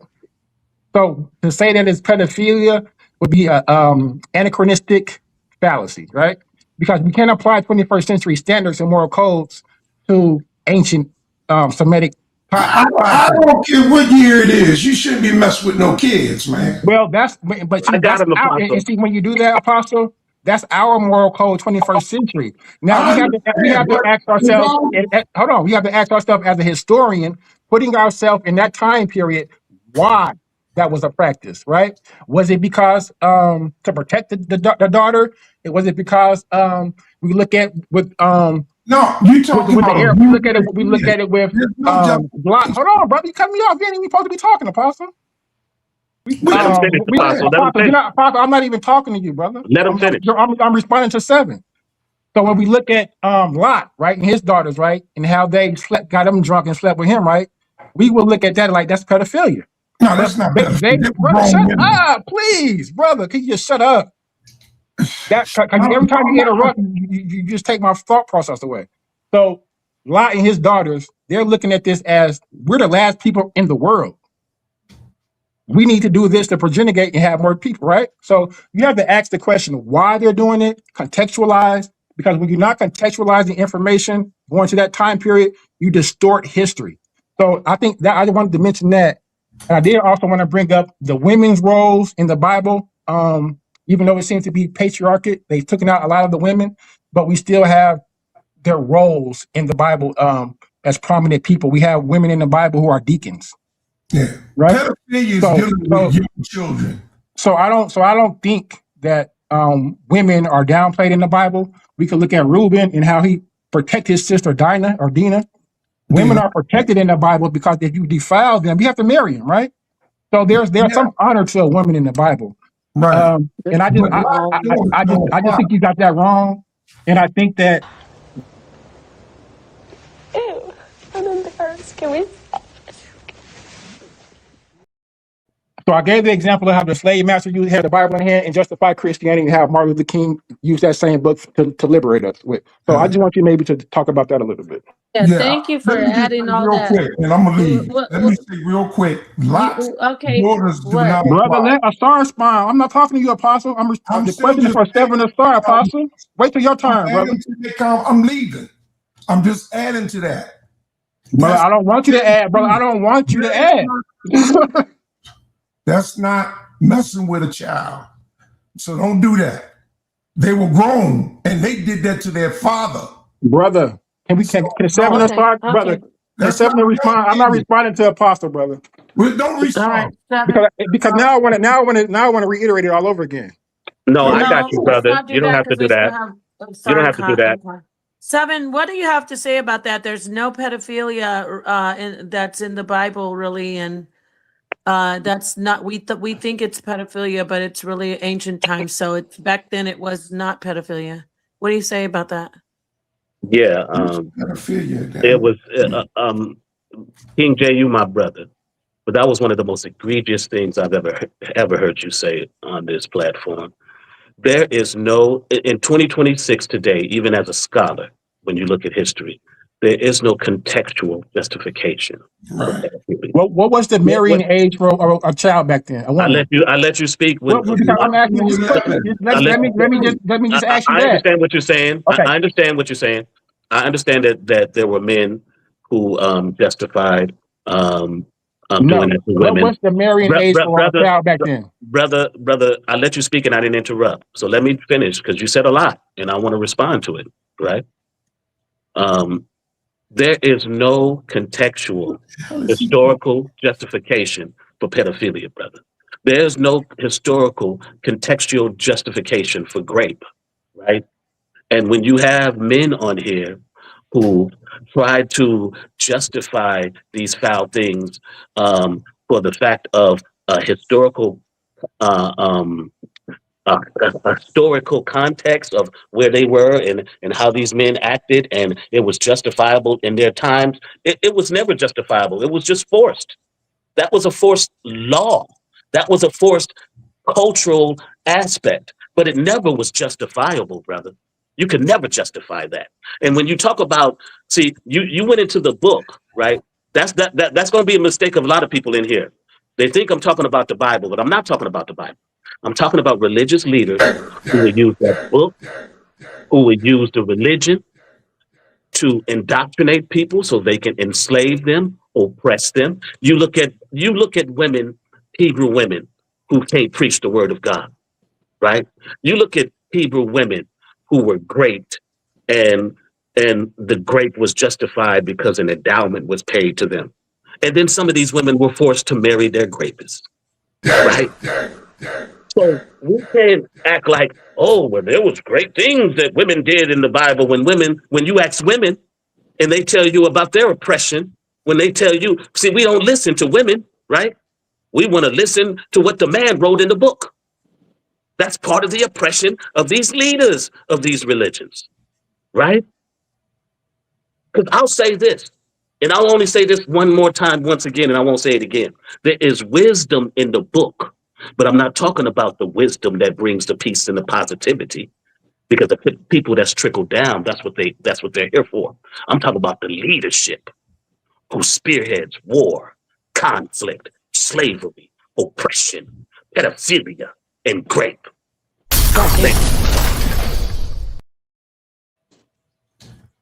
I'm still waiting on somebody to show me pedophilia in the Bible. Okay, I'm gonna let the brothers Asarm get in here. Thank you for joining Rebel Ra. Right on time after Ausar, we'll let Rebel Ra get in here, and then after that, I'm gonna do an experiment and just back off and see how wild it gets. I need to see if I can just let y'all go crazy. After I let everybody say their thing, I'm just gonna hand the mic out for a minute and see what happens. Go ahead, Asarm. I'll watch it later. Imhotep to the chat. You mind if I share my screen, Lepa? Of course. Can you hear me? Yeah, Yes, you can. Of course. Go ahead. Brother, let me get it for 2 seconds for you, bro. I know. So Tell me. Okay, yeah. Here it is. We want to look at a couple things, right? My brother Kasab was talking. Deuteronomy 20:10. It says, instruct the Israelites to make an offer of peace when approaching a city to fight against it. If the city accepts and opens its gates, the people shall be subject to forced labor. If they refuse to make peace, they may engage in battle, and the city must be completely destroyed, except for women, children, and livestock and plunder. So we already starting off on that bad foot that our brother was trying to justify. No, we offer a branch. We show you love first, but it say women, children, and livestock and plunder. That's Deuteronomy 20:10. So don't let that be overlooked as if it don't go down. But the thing is, when it comes to draping people, men are usually the ones who are in danger in Israel. So now let's go over here. This is where we at? This is a Levite, Judges 19 and 21. Let's just drop down here. Let me show you the danger as a man you could be, because remember, they walked through Israel. He's like, yeah, let's go to Israel, him and his partner, and he had his concubine, and and they met a man in the square. We'll start here at 20. It says, you are welcome at my house, this old man said. Let me supply whatever you need. Only don't spend the night in the square. Why? So he took him into his house and fed his donkeys. After that, they had washed their feet. They had something to eat and drink. While they were enjoying themselves, some of the wicked men of the city surrounded the house. Pounding on the door, they shouted to the old man who owned the house, bring out the man who came to your house so we can have sex with him.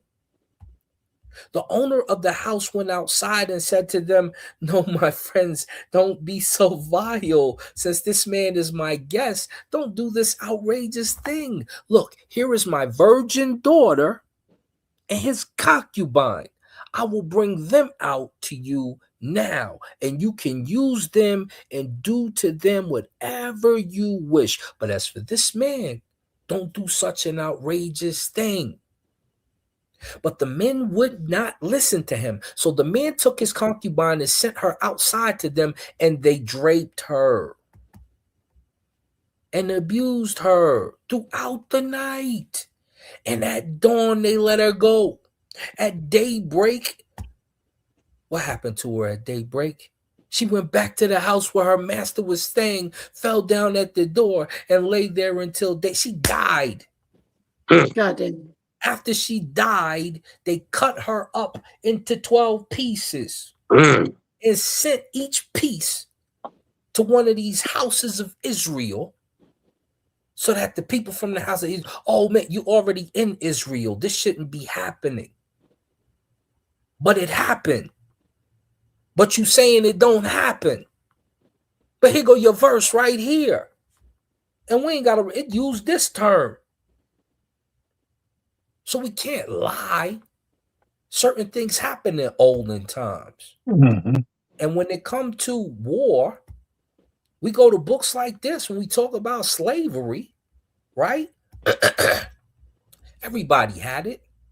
But what we get from Iambiculus of the Greeks, he said there was no more peaceful time than when the pagans was at rule. So let's be clear there. And then let's go a little further. Because look, what are we seeing? Christian slavery in Northern Africa, homie. Barbary, the Carthaginians, the Romans, the Vandals, Northern Africa annexed to the Greek Empire, conquered by the Saracens. The Spanish Moors pass over to Africa. They plunder coast of, come on, man.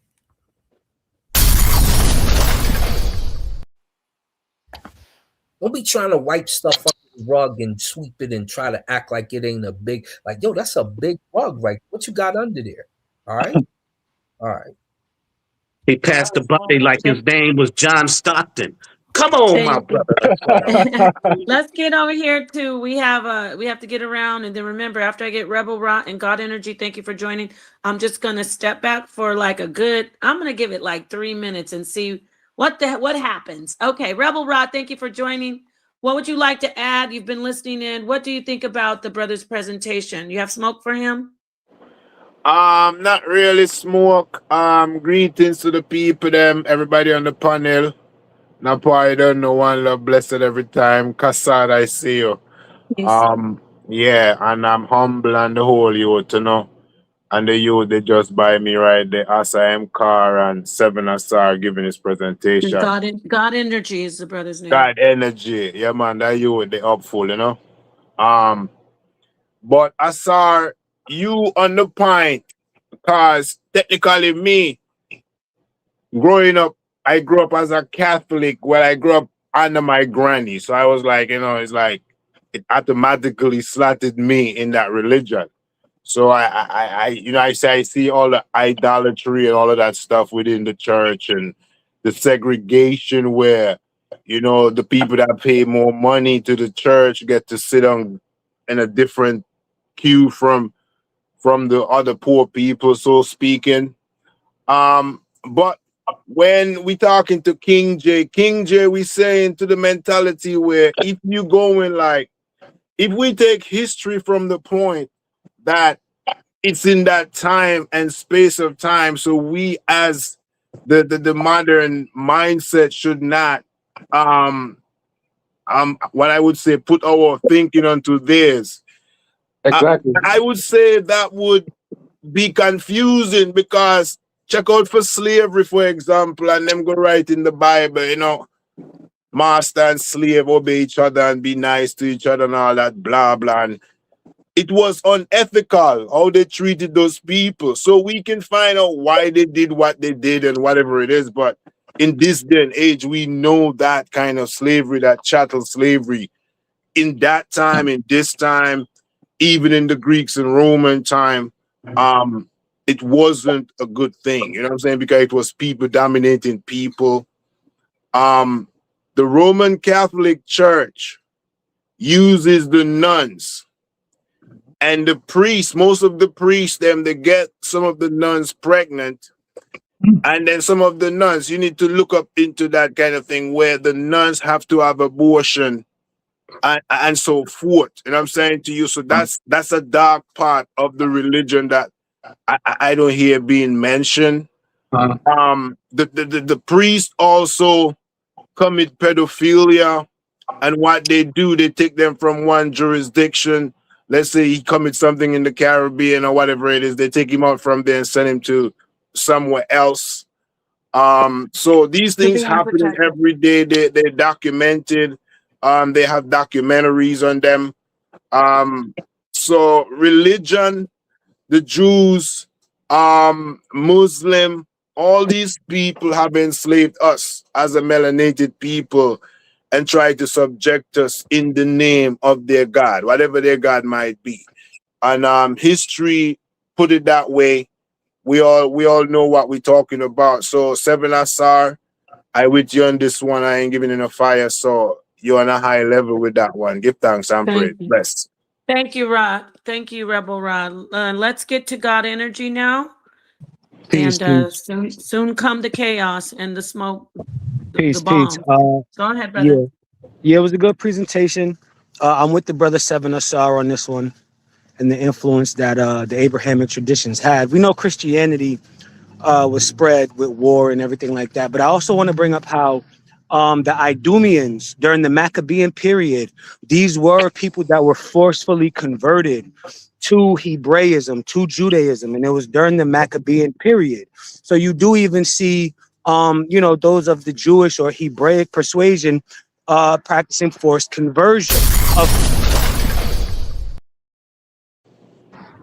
Not only that, you could reference Sahih Bukhari, right? Who's talking about the Islamic period. And Sahih Bukhari states how the Prophet sent his men down to Dul Khalas in the south, which is the white Kaaba, right? Because in Mecca you have the black Kaaba, but in Dul Khalas there was the white Kaaba. And Sahih Bukhari states that the Prophet sent his men down to Dul Khalas to forcefully convert the keepers of the white Kaaba. They refused and were killed. So even in Sahih Bukhari, you have cited the forceful conversion of other Arab peoples and even the killing when that conversion was denied. So throughout Christianity, throughout Hebraism, throughout Islam, forceful conversion and militaristic spread has always been a part of the conversation. Damn!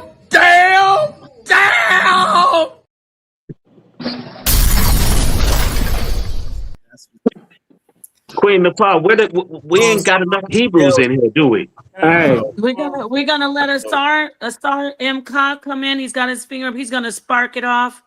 I'm really serious. I'm gonna sit back in 3 minutes. No screen sharing. I just want to see if you guys can I want to see who walks out of the plumes of smoke at the end of these 3 minutes. Ausar, start it off, and then everybody just do what they want. Say what you need to do. Just have respect for each other. Go ahead, Ausar. No, I just was pointing out to the brother, like you right there. There's a lot of stuff we could delve into, I'm just trying to be nice. I'm trying to see where they go right now. Nah, man, don't be nice. Give them that smoke. Ausar, can I bring up child sacrifice in Molech? Yeah, we get and let's talk about how that during this time period would be something, but during that time period, it was something, a practice that was. So Abraham sacrificing Isaac, right? Well, his son. Hold up, right before. How many would do that? Go ahead. I'm just going to throw this in the air. So Charles V releases 20,000 Christians from slavery and carries off 10,000. Mohammedans to be reduced to slavery in Spain.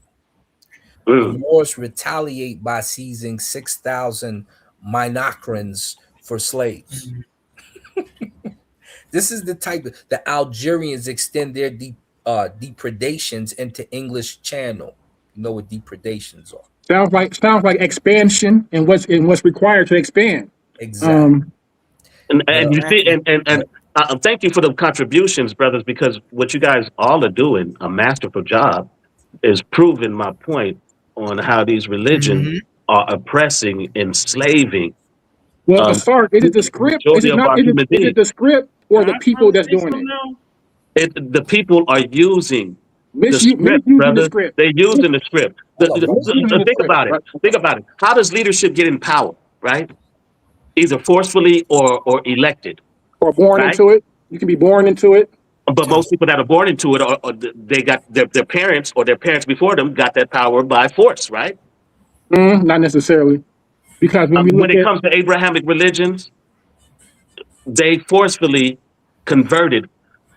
These brothers are outlining extensive history that I've already outlined earlier. Right. So there's no. So when you can't separate the men from the religion because they're using the religion, brother. You can't separate the two. They're misusing their religion, right? So Islam means peace. Does Islam mean peace? Islam, well, peace. But yet Islam is So if they're not enslaving using it and if they're not warring. using it in a peaceful way, then they're misusing it. No, because jihad is the let me just say something. Can I also point out Numbers 31 though? Let me just say something right quick. So, sa.neter, you said you asked me to find out any information on the Hindus or the Vedas, et cetera, et cetera.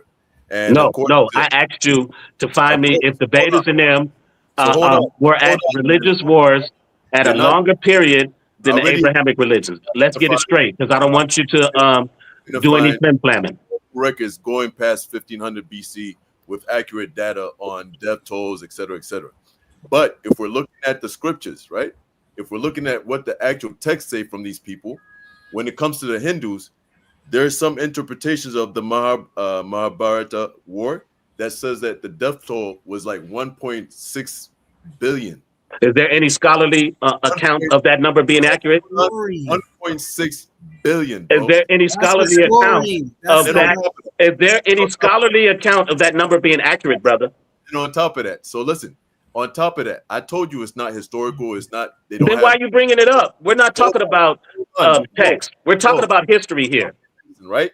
I'm prefacing for you, right? Even before I brought up the number, I prefaced and said, going back beyond 1500 BC, AD, I mean, you're not going to find accurate death tolls for any wars.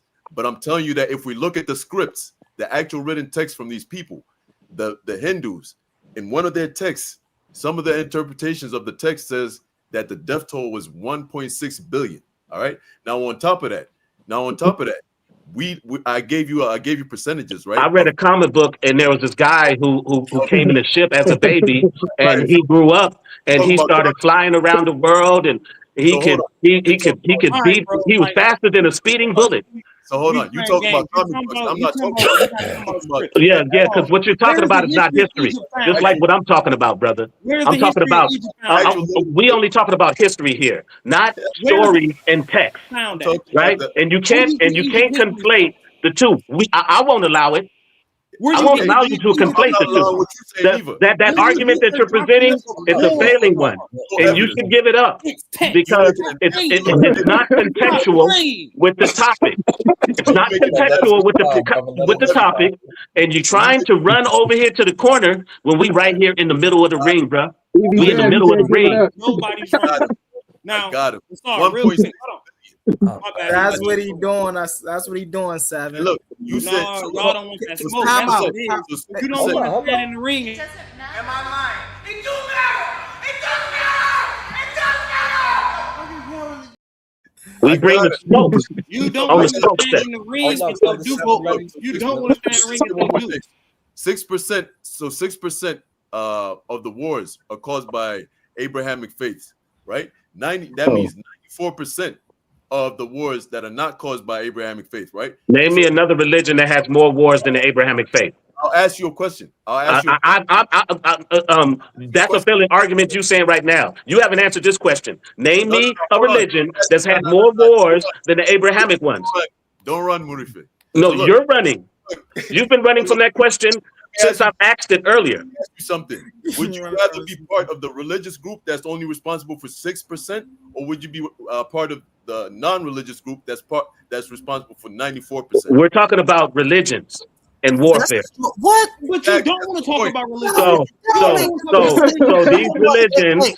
Can we talk about Numbers 31? You can't name me a religion, brother, that's had more wars and conflict than the Abrahamic ones, and you keep talking around it. If you can, give it to me now. Let's see if you do it now. Name me a religion that's had more wars than the Abrahamic ones. Go ahead. You can't. My brother MK. Seven. You can't. Anybody else answer that? He too. Would you rather be part of the 6% or the 94%? Why would anybody answer that question that has nothing to do with what we're talking about? Yeah, let our other brother hop in, and then Kassad hop in right after him because he's going to say something about the Bible.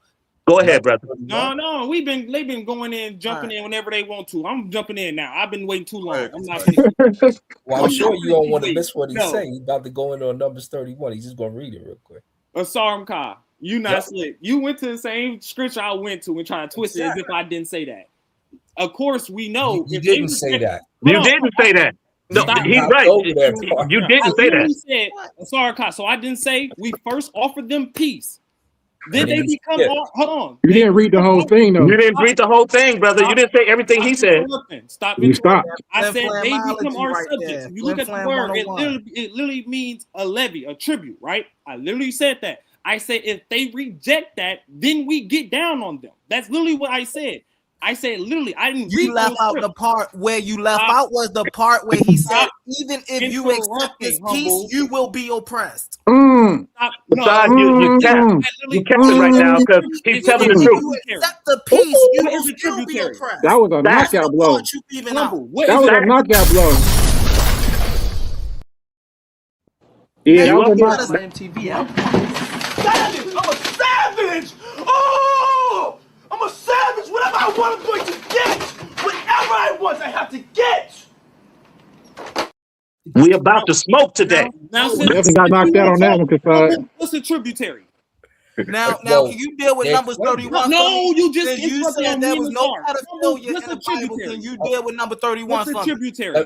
Let me answer his question, then we'll go to Numbers 31. No, you not Asar Ka. You not gonna answer it because he jumped in. Oh, you don't. Oh, let him. That's why I told you let him go first, so you can get it. So what is a tributary? So since there's I just dealt with what you just dealt with. What is a tributary? Someone who gives tribute, a tribute. We know what a tributary is. Okay, I read the verse literally where it says they become your tributaries. That means you put them in subjection. That means they're in subjection. No one hid that. What are you talking about? What are you so you agreed with the brother. What are you talking about? No one hid so you cut your own head off. Let me finish.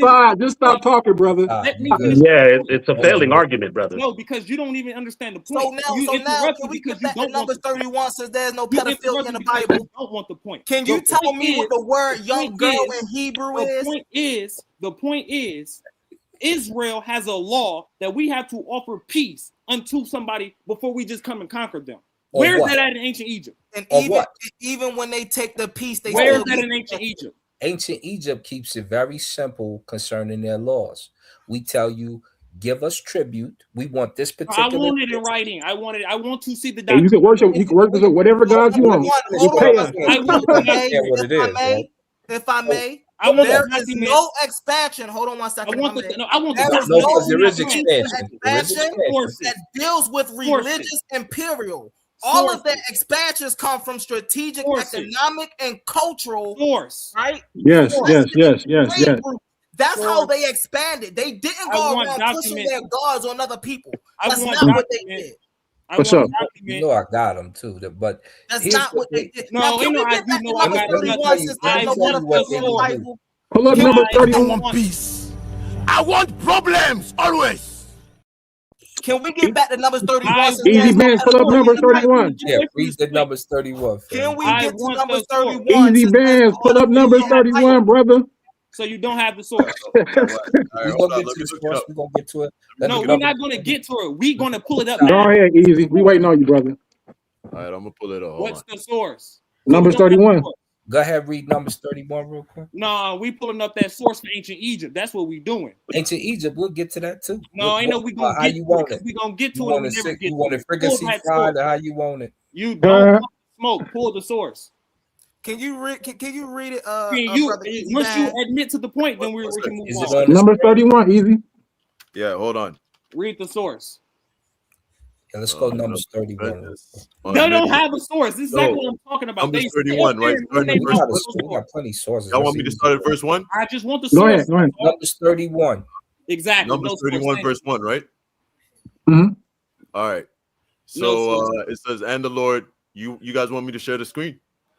No, you got yes. The Lord said to Moses, take vengeance on the Midianites for the Israelites. After that, you will be gathered to your people.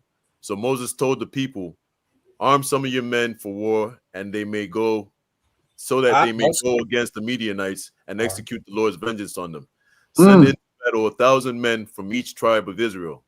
So 1,000 men were recruited from each tribe of Israel, 12,000 armed for war, and Moses sent the 1,000 from each tribe into battle. Whoa! Now along you with skip. Phineas. Were supplied from the clans of Israel. Yes. Moses sent them into battle, 1,000 from each tribe, along with the Phineas son, Eleazar, the priest. He didn't read that. No, he didn't say that part. Okay. I said 1,000 men were recruited from each tribe of Israel.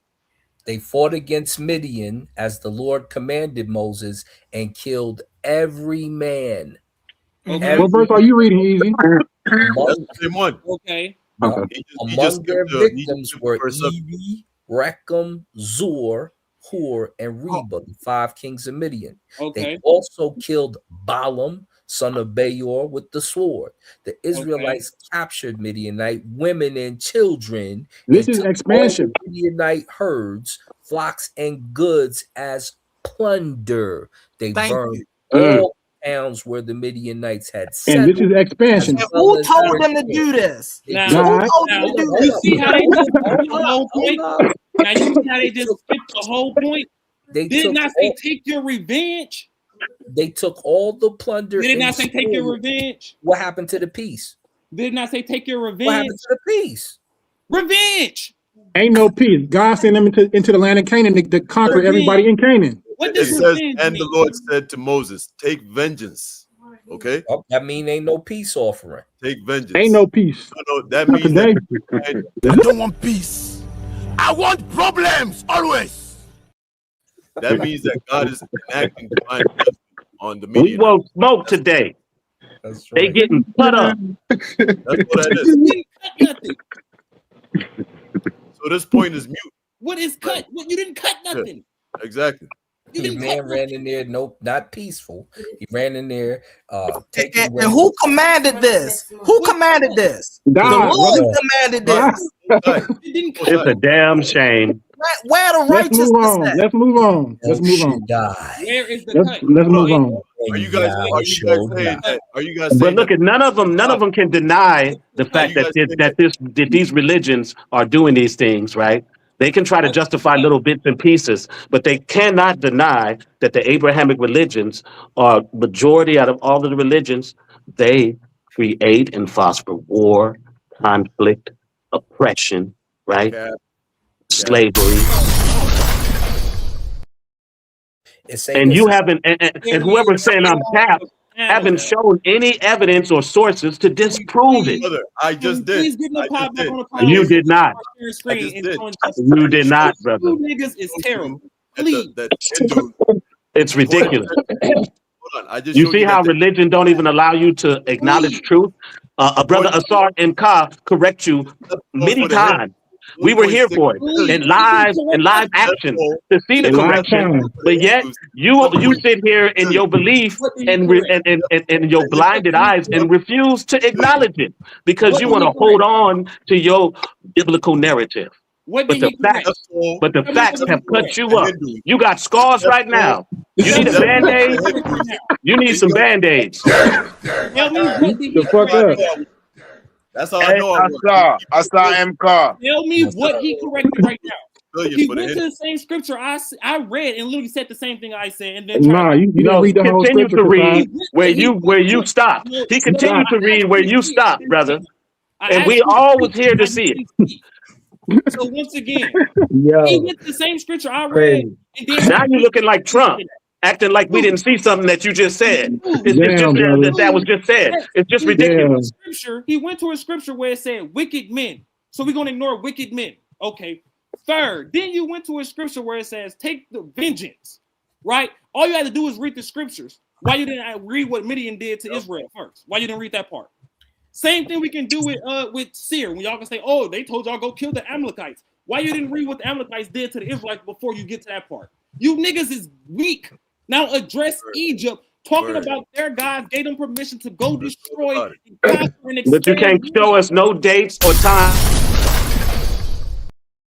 You can't show us no dates and times when they did that. Is give us a narrative on a text you read. Let's go to the primary. No dates and times. About him expanding and conquering people on the Karnak temple. What? Okay.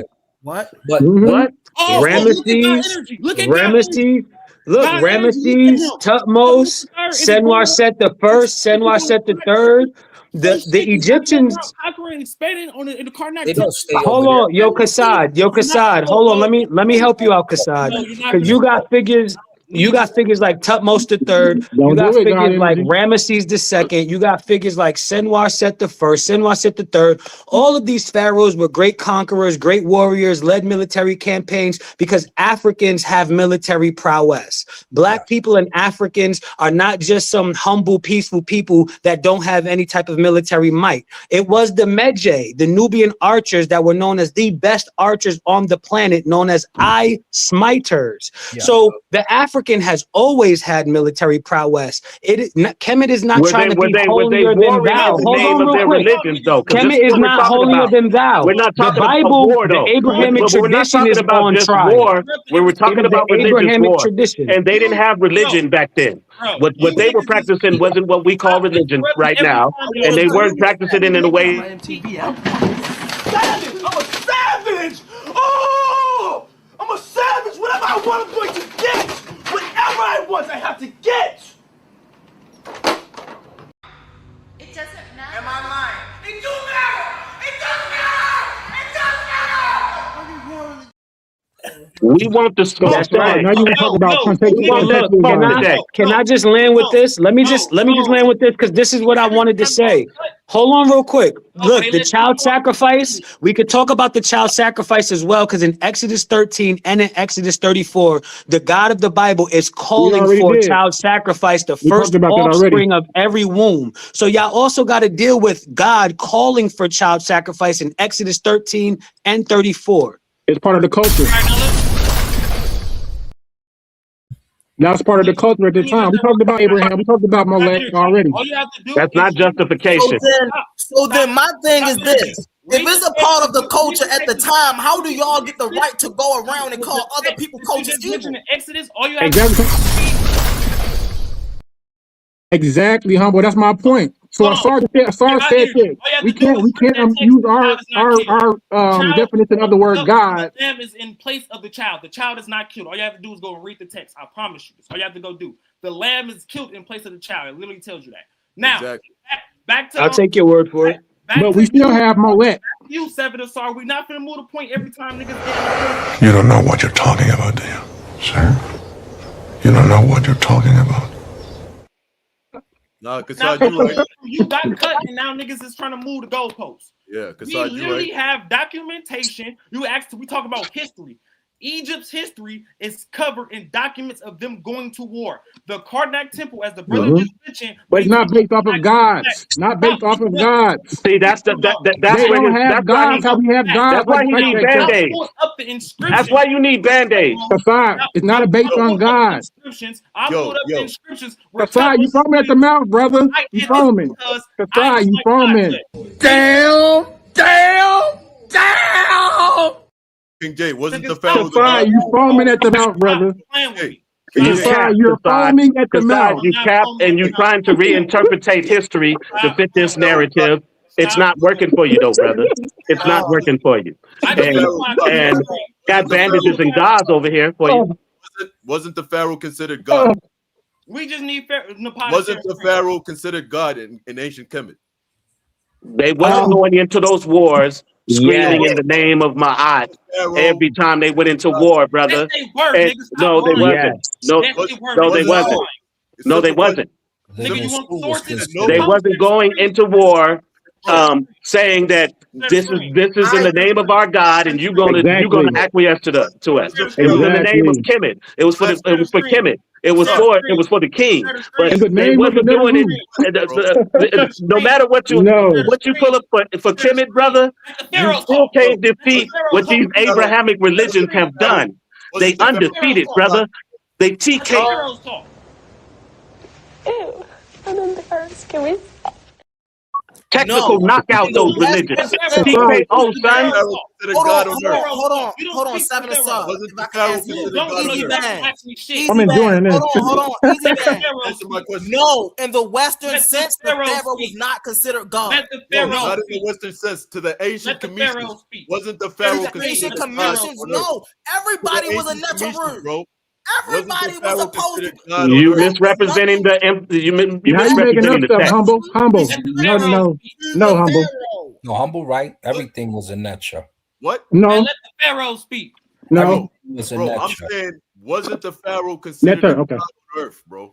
Let's get these sources. Was the Pharaoh considered the divine being? The son of Yes. God. In the old kingdom, it depended on the time period. You said yes, right? You just said yes, his right? title is Bro, listen. Let me finish. Listen so you can hear. Listen so you can hear the answer. Listen so you can hear the answer. Let Ausar answer real quick. We're trying to hear him. Yes, the question. Let him speak. Let him speak. He want to talk over the answer, but the title is.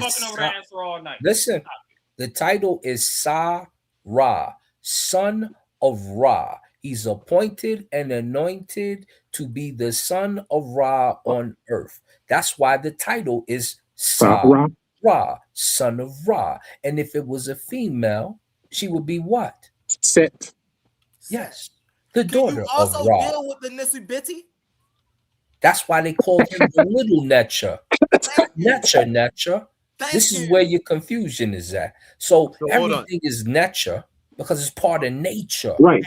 Come on now. Sorry. So was the Pharaoh considered God on earth? He's considered son of Ra. So was he considered God on earth? At God on earth? He just explained it to you, brother. Brother, just let him answer. Let him answer. Okay.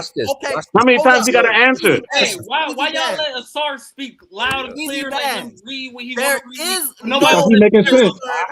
Because it start making sense. Because I'm not gonna put you out of here. You niggas is dumb, bro. You niggas is Word, bro. See, that's what cut. When you get cut. Our God put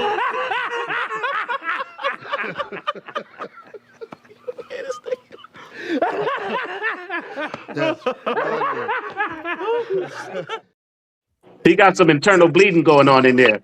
You see that? Hey, over here crying. Can I ask the brethren the easy bands? Easy bands. Is the Pope the blessed? Is the Pope the vicar of God? Yep. Yes, he is.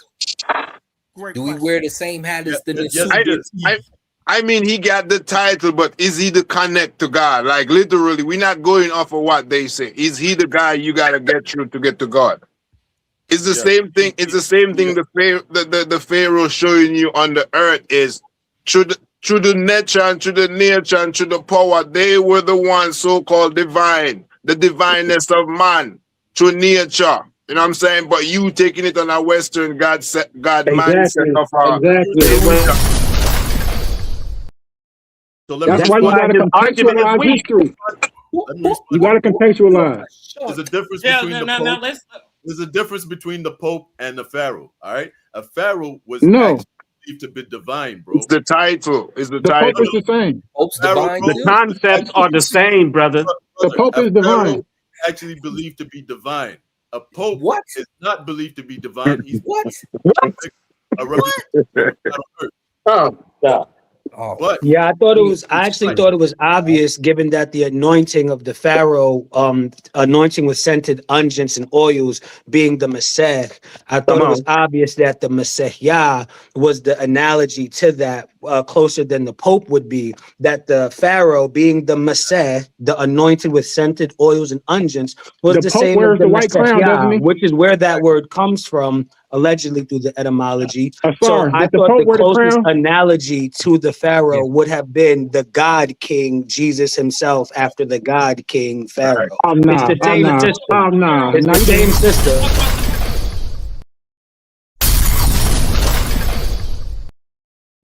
You made that up, God. God on earth. The Pope is not considered divine in the traditional sense. He is seen as the vicar of Christ, representing. Hold on, two people can't speak at one time. about that. Hold on. He's foaming at the mouth on the rampage. Calm down, brother. If you're not going Calm to down, attack the Kasai. brother, you ain't got to keep saying the same thing over and over. We heard. Y'all don't want the smoke. Nigga foaming. Yeah, he tripping. He is seen as the vicar. Let's talk about of the Christ. Egyptians raping people, Brother. sticking phalluses He in is hands. brother. No, we get in where we fit in. That's how Yeah, y'all. but you're not fitting right now. You like.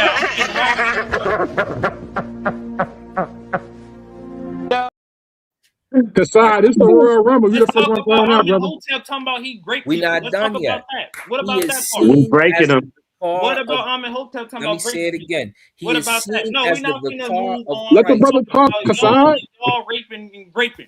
Like He is seen as the vicar of Christ, representing God on earth.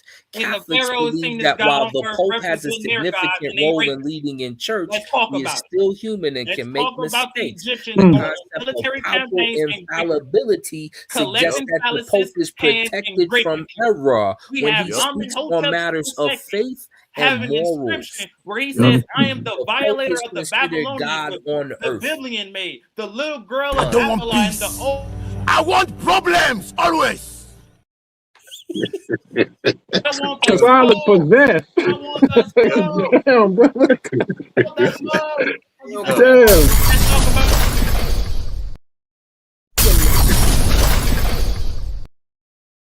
Do not debate me first. You're gonna be in your Let's feelings talk for the about rest the of your Egyptians life. going on military campaigns, raping people. Let's talk about that. Why we got Amen Hotep in the description talking about he's a violator of people. Let's talk about that. Right? We have it right here. We have it right here. I'm the violator Una said, of take the your girl. Babylonian woman. The Una said, Biblian take your maid, the girl. little girl Una of said, I'm the Babylon. great Why is he Sobek raping a going little from girl, shore bro? to shore, Why taking is your Amen women. Hotep? Why is Amen Why you Hotep tripping? raping a girl, bro? No. So they were worse than Kemet than these Abrahamic religions, right? That's your argument, huh, Kasai? You trying to justify what these Abrahamic religions are doing because Kemet was worse, right? Ain't no. That's what you're trying to do. Now you're doing a whole tirade, We're going right? to talk about the facts. You're trying to put that on the Abrahamic faith as if it's a monopoly. No, we're going to be It is honest. a monopoly. No, it's not. It is a I have monopoly. documents. You haven't presented any facts to counter that monopoly. What you're going into is a rabid tirade about text. I'm in Hotep II.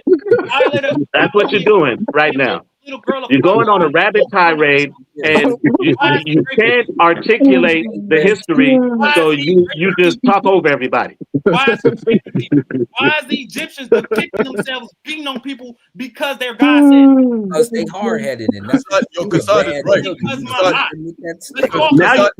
Now your argument is mute. Let's talk about it. Nobody's really retaining anything you're saying now, Kasad. Not at this point. But yeah, to the brother's point though, right? That vicar of is even passed down from the pagan roots, right? We know the Flavians were known as the vicar of Serapis. So we could reference Joseph Atwell and Dr. Clyde Walter Williams on this aspect of the Flavians being known as the vicar of Serapis, right? Because the Roman imperial cult is where you get a lot of the cultic practice for Christianity. So the same way that the Flavian priest was the vicar of Serapis, once Serapeum, the Serapian complex, the ISIS cult, these things got co-opted into Christianity. The term vicar of Serapis became the vicar of Christ. The Pontiff ex Maximus is the same Damn.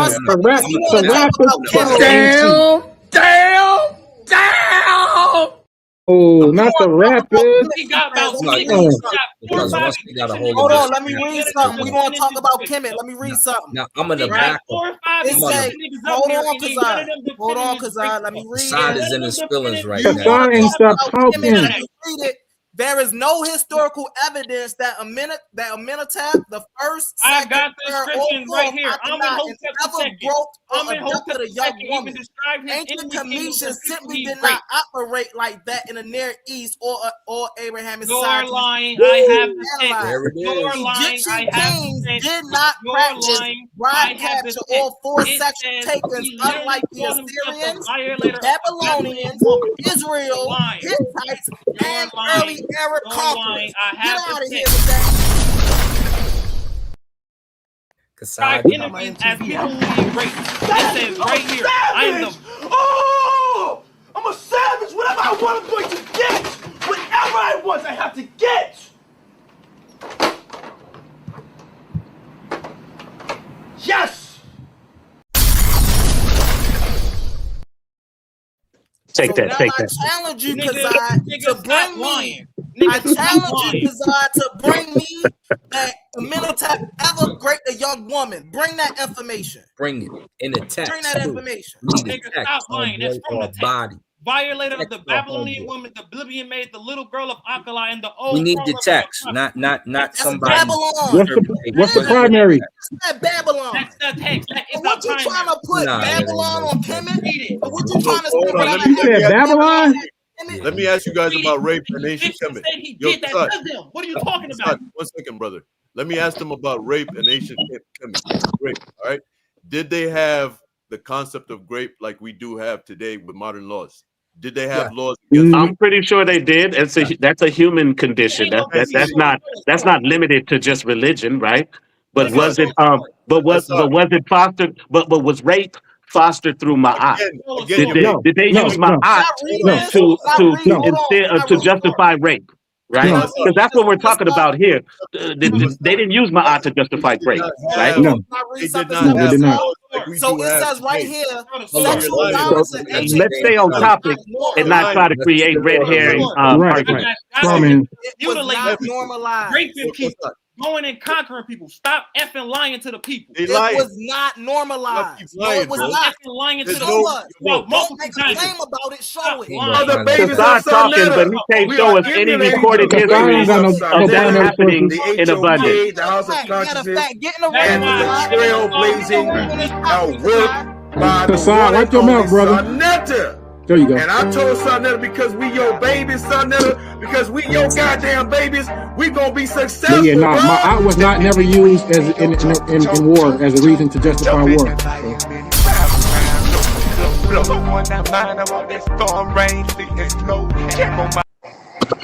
Not at all. We want the smoke today. We want that smoke today. So look at. Oh, we didn't smoke you already. You got holes in your shirt, and it's smoke coming out because you ain't proved nothing. I didn't, and you definitely didn't disprove that the Abrahamic faith has had the most wars and the conflict here. Seven, what you All smoking you're on? doing is talking over people. That's all you're doing. Seven, what you smoking on? You got Pharaoh's. I ain't smoking on nuts right now. Kasad. That All I'm Kasad smoking, who I'm smoking is Kasad. Why would your own person tell you that y'all did do the shit? Make it make sense. So what happened in most cases? What happened? Nothing. Why is he coming here to tell y'all and confirm it that y'all did it? Why? So what happened in a lot of the cases? What we got to do is go to the Armanian letters. You go to the Armanian letters. They be like, "You slit you a female." Yo, shout the season, man. Look at you, just want you to blanket. Nigga, we gotta get.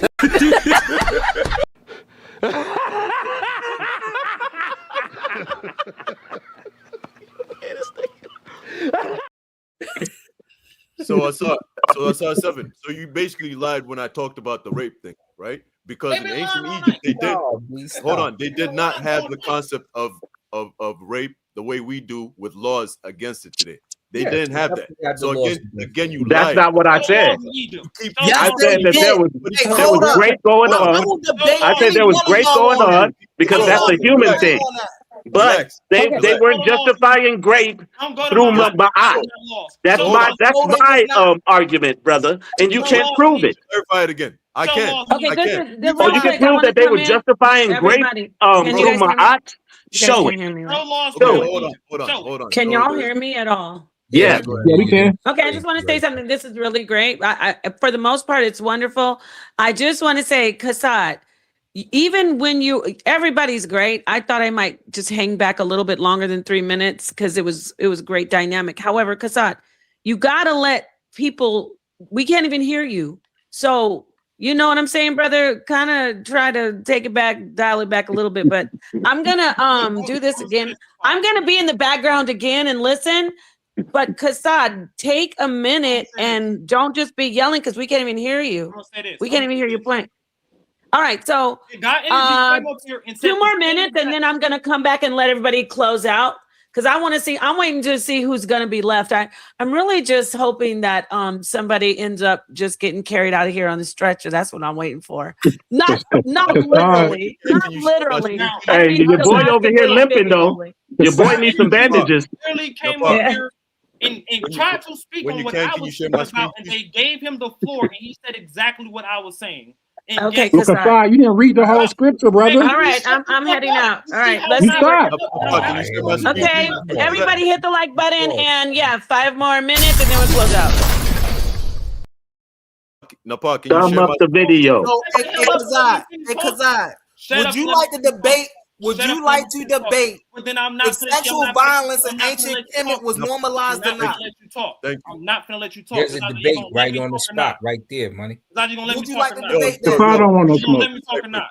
He don't want that smoke. You gonna let me talk or not? No, Kassad, hold on. Kassad, you can't be not letting him talk. That means that you don't want to hear him, and it kind of is like a sign of like weakness. Yes, but he was asking you a question, brother. How you gonna interrupt somebody talking? You gotta take Kassad, listen to what he's asking you, brother. I'm talking. You're gonna stop me from talking to ask me a question. For a long everybody time, else gets the floor.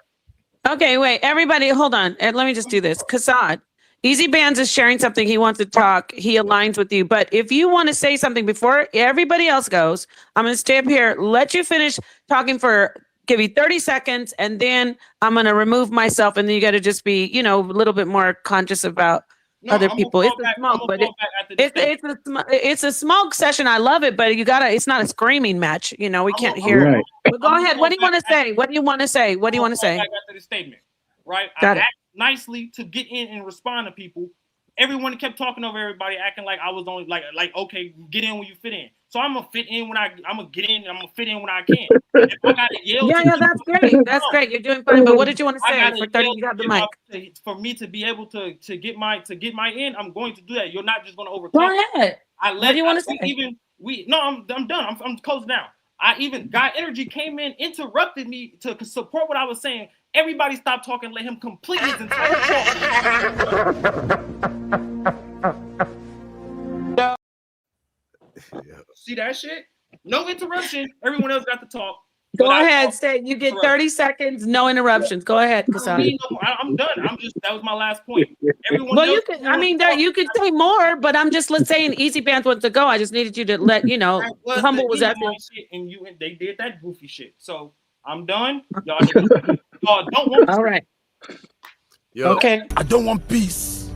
I want problems always. We bringing the smoke today. So I have a source. I have Got a it. source. Here's your source. Yeah. He mad. Source that I want to read for you guys. In regards to what we were just talking about, grape, etc. And Kassad, man, keep doing your thing. They scared, man. They running. They keep trying to interrupt you, etc. All right, but you're on point. But anyway, so this is what the paper says: it's violence in the ancient and medieval worlds. All right, this is from academia. So it's a paper from 2018, and the abstract says this paper examines the multifaceted nature of violence in ancient Egypt, challenging the notion of this civilization as a relatively peaceful compared to its contemporaries. It explores various forms of violence, including physical punishment, ritual violence performed by pharaohs, and psychological coercion ingrained in the social norms. Through historical and iconographic analysis, the work highlights how violence function as a means. Easy Band. They said social norms. You say you don't subscribe to that. Hold on, bro. Let me finish though.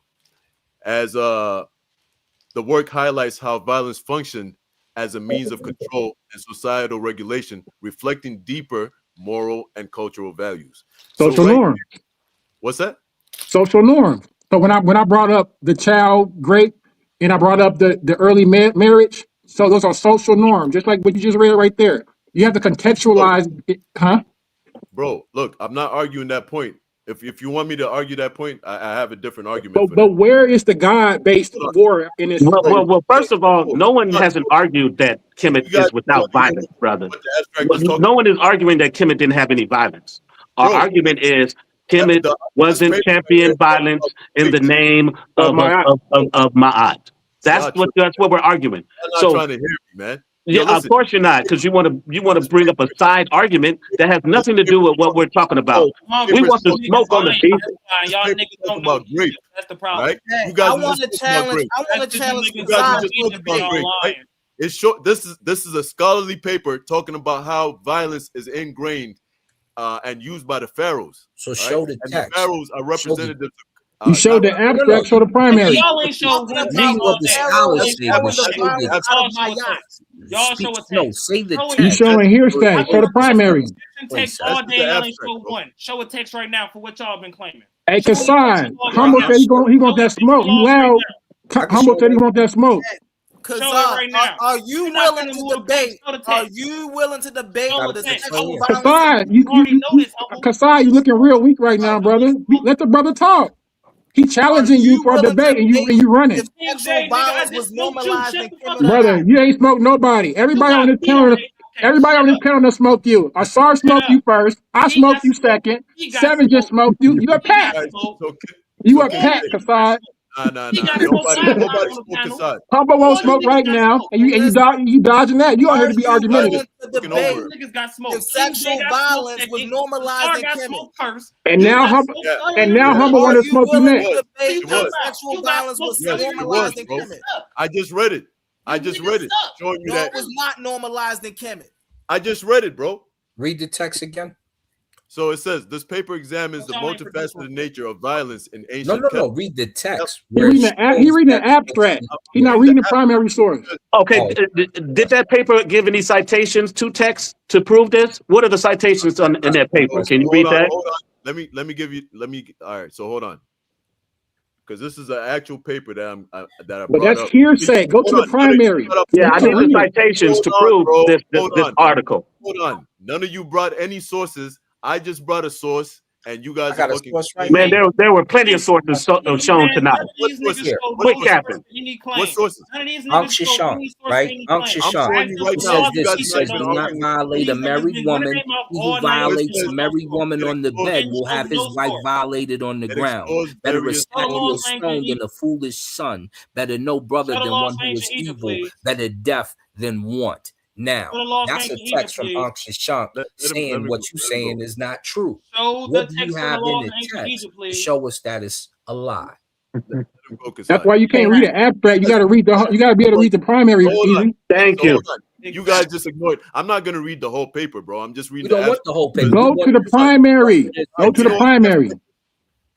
You see what I just read here? Go to the primary, easy. It says, "Do not violate a married woman." Okay, what is this from? Asar Mikah. What are you reading from? Can you let them know? Absolutely. These are the maxims of Unc Shishon. Okay. And he says, "Do not violate a married woman. He who violates a married woman on the bed will have his wife violated on the ground. Better a statue of stone than a foolish son. Better no brother than one who is evil. Better deaf than want." Go ahead. That what? Okay, so let me go ahead and read. Hold on, man. Yeah, hold on. So you guys are just gonna ignore this abstract that I read over here? Brother. Yeah, because the abstract ain't the primary. We need a primary. Read the primary source that say what you say.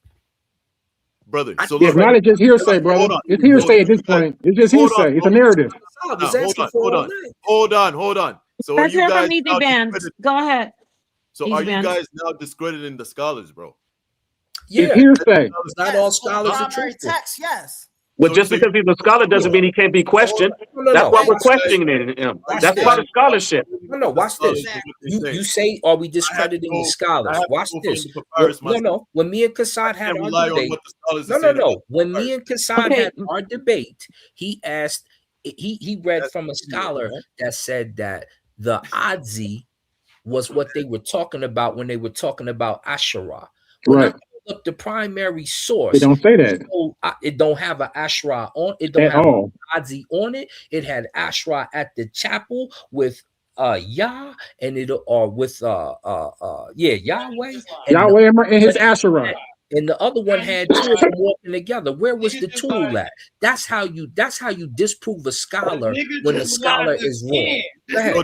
Disprove this. Pick him up. He on the ground. Pick him up. This nigga Pick just him up. lied again. Go ahead. So 9, 10. Again. Disprove He out of that there. just brought up. Disprove it. Disprove it. Go ahead. I'm gonna let everybody. I'm gonna let you finish up Easy Bands, and then I'm gonna go around. Everybody say their final. I think we have a debate possibly brewing between Humble and Kassad. Yeah. I saw it. It looked. The smoke was really rising in here tonight. So I appreciate everybody. Let's start. Easy Bands, close out with your final word, and then I'm gonna go around. Thank you. Okay, so basically, I brought an abstract from scholarly work showing that violence was ingrained in ancient Kemet, and it was used by the pharaohs to control the people, coerce the people, etc., etc. Now, there's several. I just don't have time because I was looking up this stuff up right now. But there's several stories, like for instance, the tale of the two brothers, New Kingdom.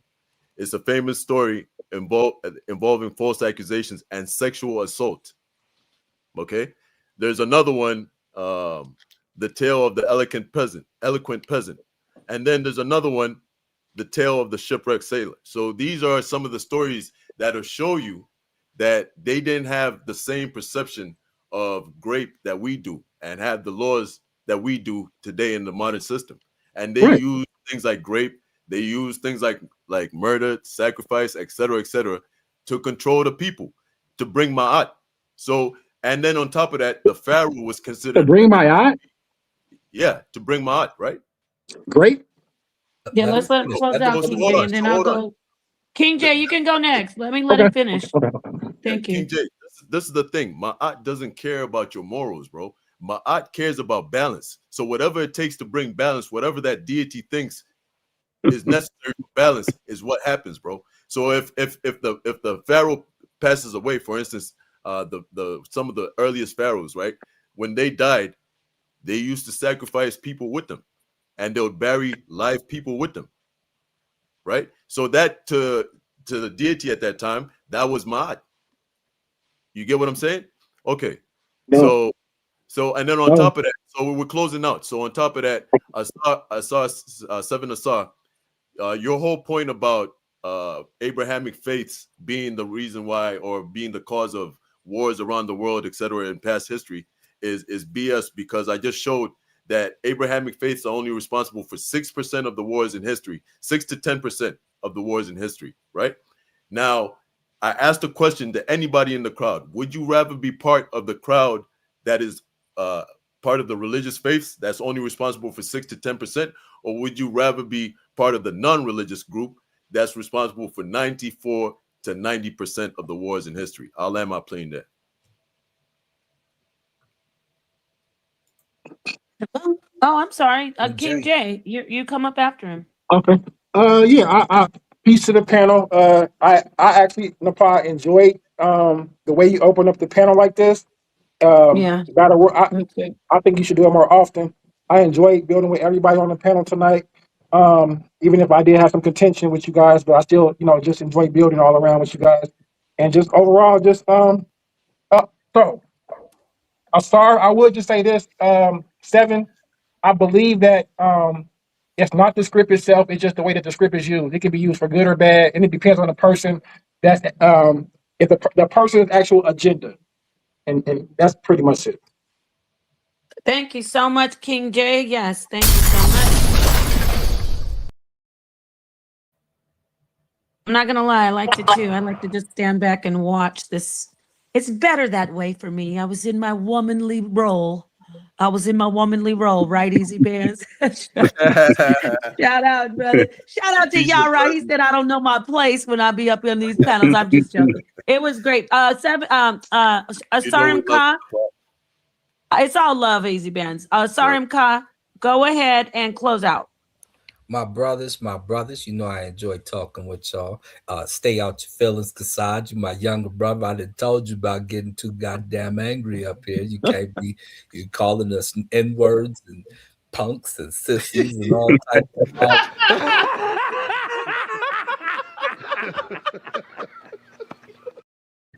That's my younger brother right there.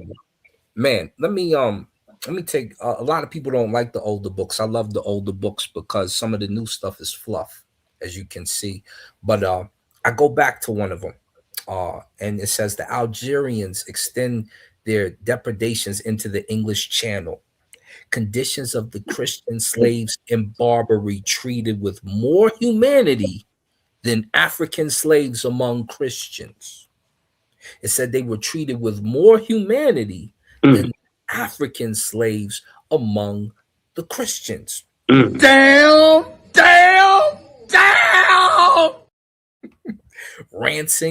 Ransom of the slaves by their countrymen. British Parliament appropriated money for the purpose. The French sent bomb vessels in 1688. Lord Exmouth in 1816 releases 3,000 captives and puts an end to Christian slavery in Barbary. But we know it didn't end in 1816. We had to deal with it over here. And the Arabs were still dealing with it over there. The types of nonsensical things that we continue to run into. Not only that, because I ain't even been speaking for a 4 minute yet. My brother Easy Bands mentioned the story of Sinaway. He's mentioning the fairy tales in ancient Kemet. That means they didn't happen. They're just fairy tales. What was the fairy tale about? Sinaway? Sinaway is about a brother who left the kingdom of Egypt, went to other lands, became prosperous, thought he would be scolded by the Nesut Bidi, the pharaoh or the king, when he got back. But the pharaoh, the king, greeted him with grace, love, and honor when he got back. Exactly. And Ausar, he don't know we read these every day. What's mad? Elegant President, we study this shit. Like, come on, bro. So there was no violence in there. We read this in Netter, huh? Hold on. But it wasn't towards the person you thought it. In fact, Sinaway is thought to be Moses, and he was treated with the utmost respect, huh? Ain't that about a? You see how that works? So now let's go a little bit further. I asked the brother. I said, "Give me a primary text." He kept reading an abstract. I said, "Let's go to Ankh Shashank's words." So we can see what they say. And the word said, do not violate a married woman. He who violates a married woman on the bed will have his wife violated on the ground. How about a single statue of stone, meaning somebody who stands still in the moment, than a foolish son who will act on something and do something and get in trouble. Better no brother than one who is evil. Better you don't have a brother, brother. Better you don't have a brother at all than one who is evil. Better you die than want for something that is undesirable. If you are thirsty at night, let your mother give you to drink. And this is something they would have violated. But in Kemet, we respect our parents.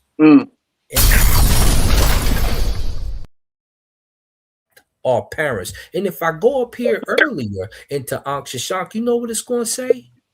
You know what it's going to say? It's going to tell you the same thing you found in a Bible way earlier. It say, serve any man that you may find profit. Serve your father and mother that you may go and prosper. And hopefully my little Easy Bands can go and prosper. And hopefully my little brother Kassad can go and prosper. I told you, don't debate me first. Take it easy. Now you having nightmares about me. And that's we just want my MTV out. Savage! I'm a savage! All right.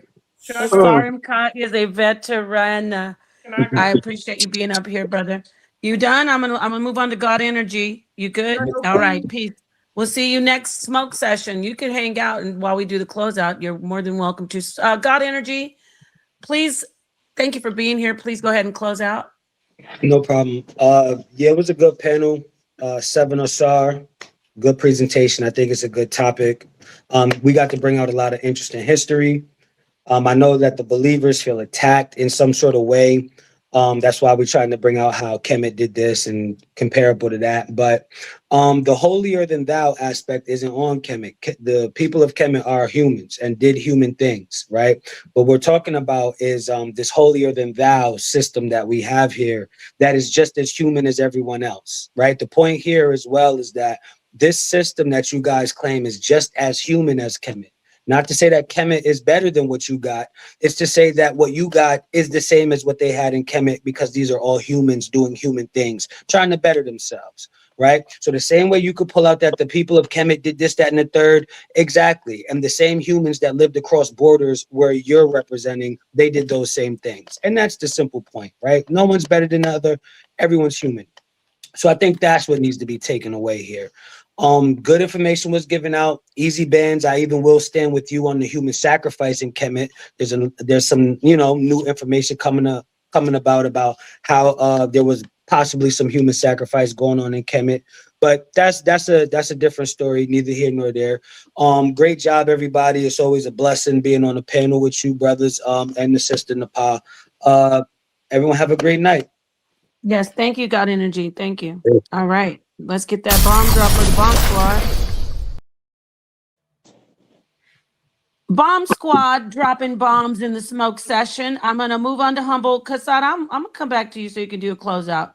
But I'm gonna go to Humble. Humble, thank you so much for being in here. I know you want that smoke. I with do. our brother Kassad. Go ahead and close out, Humble. Thank you. All right, so I'm gonna open up with: was sexual violence normalized in ancient Kemet? Kassad, easy bands. Are y'all willing to take that debate? I love the environment. Hey, listen, we some dogs. We do this too. We love the rankings. Exactly what we do. Was sexual violence normalized in Kemet? Kemet. That's what y'all are claiming, isn't it? That's what y'all are claiming, isn't it? Go ahead, Humble. Get your close out. So he'll respond. He'll respond after you finish up, because I want him to have, I don't want you to. It was an amazing smoke session, the pie. Thank you, sir. Together is always a great smoke session. Seven Asar, you did your thing today, brother. Keep rocking. Tazad, easy bands, King J, brother God Energy, the rest of the brothers. I appreciate y'all and thank y'all for just letting me send amongst y'all, and blessings. I'm out. Thank y'all for that. Thank you so much. It's always a great experience to have the bomb squad in here. I'm gonna come to you, but don't forget we got Rebel Ra waiting behind you, and then we're gonna close out with the presenter. So Kassad, please go ahead. Thank you for bringing that smoke. I don't know, even though Kassad was hogging that mic, he was karate chopping a lot of people, but I think it was an equal balance of smoke. I'm not gonna lie. Go ahead, Kassad. Go ahead. Can I share my screen, please? No problem. Oh, shit. I'm not finna give a lesson. I promise you, I'm not finna give a lesson. I promise you, I'm not finna give a lesson. I just want to point something out. That's all. Okay, everybody's cool with that. All right, not too long. I promise. A good 30 seconds of that. Okay, go ahead. It's on there. Point some things out. It's up there. It is up there. It is up there. No, because they talked about primaries and pulling up text. This is the same source that I pulled up earlier, right? Is this the article? Yes. The quote right here you see is in a quotation. This is coming from the actual primary document. It is sourced. All we have to do is go down right here. This number, Berlin 3029 in Litcham, it actually refers. I'm gonna show you. I'm gonna show you really quickly. Share this tab instead. You should see swaps.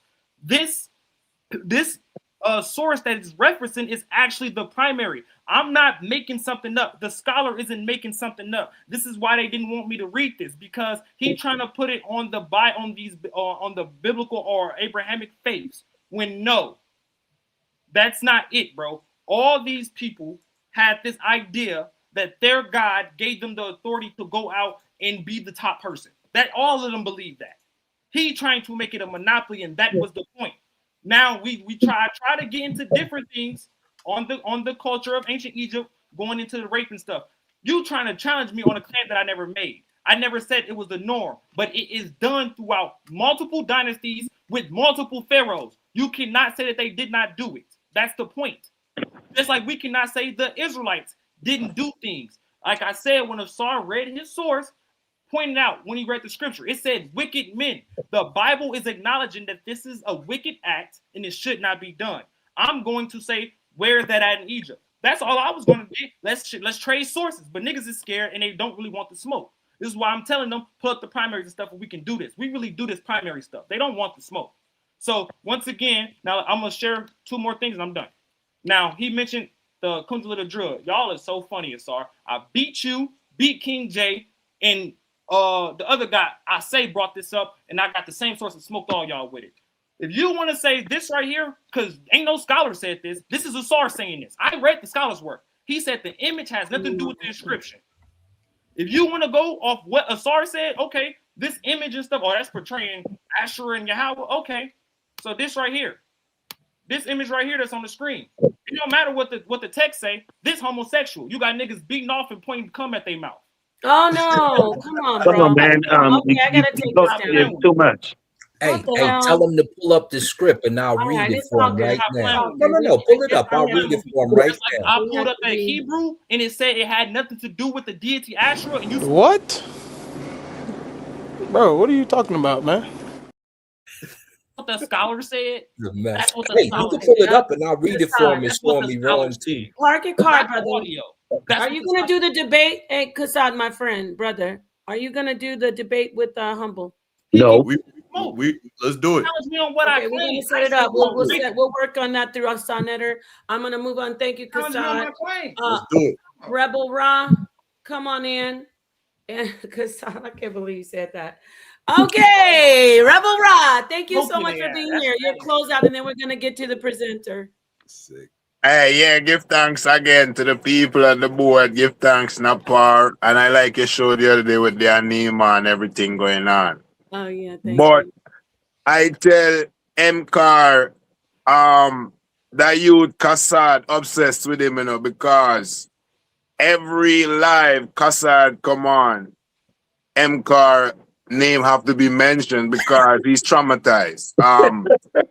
That is one point I got to make. Like literally, I observe that every time. It's like he never gotten over that defeat yet, But I wish you would take on that next challenge with him and give him a final beating and just put him to rest and make him know, say, yeah, that is it. Debate is the Egyptians raping people. Do you want to debate that? You know what? We can debate the papyrus you just pulled up, and let's see if he's sucking phallus or if he's spitting out children after the lover is on the other side. Just like Okay, let me continue with my clothes out. We're gonna work on that. Hold on. Let me continue with my clothes out. With Humble and Ausar MK. And we also got to remember too, I mentioned, wrote down like the medicine women that the Catholic Church put to the stake in the name of witchcraft. Yes. That's one of the things I just want to touch on. We also need to remember too that the Catholic Church, while having Sunday morning meetings, there were slaves downstairs in the cellar waiting to be sold on Monday morning.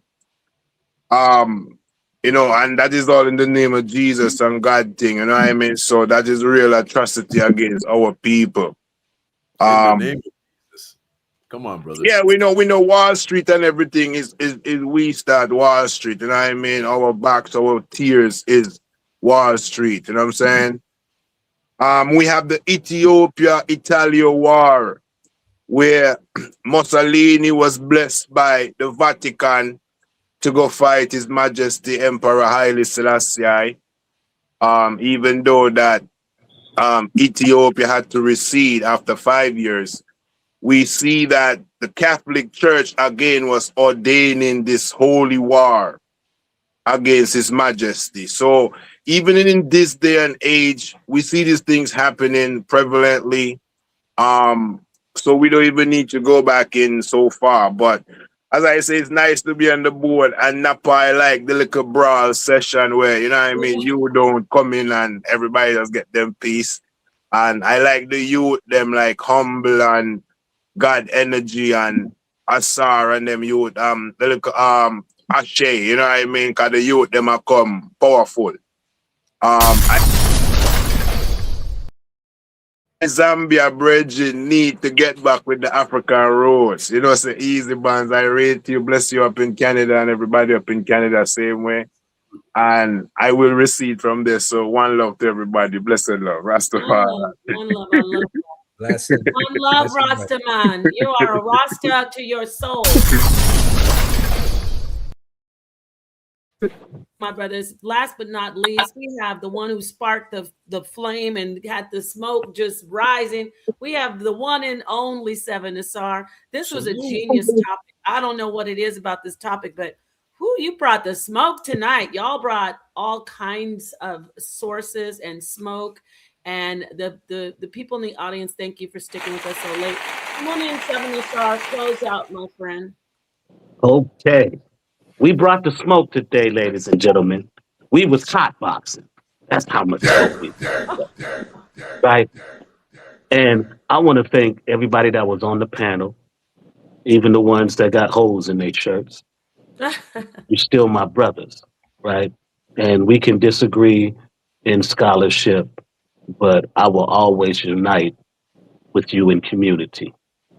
And I just want to say to the people in the audience that today we learned that there is absolutely no doubt that the Abrahamic religion is the only religion and the religion that are the religions that mostly foster war, conflict, slavery, rape, and pedophilia.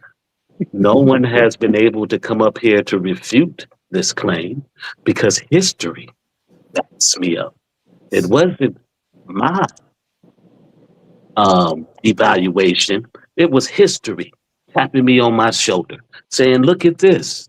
And we had our brothers that came in here to substantiate this history because no doubt when you deal with truth, truth has to ring. And those who know truth, like these truth tellers here, they will ring this truth. Right? So I'm going to not be too long-winded because we've been here for a long time. And I want to say thank you to the Queen of Pop. Thank you to my great grand elder sa.neter, right? To everybody on the panel and in the chat, peace to you, family. I love you. And we have to do this again.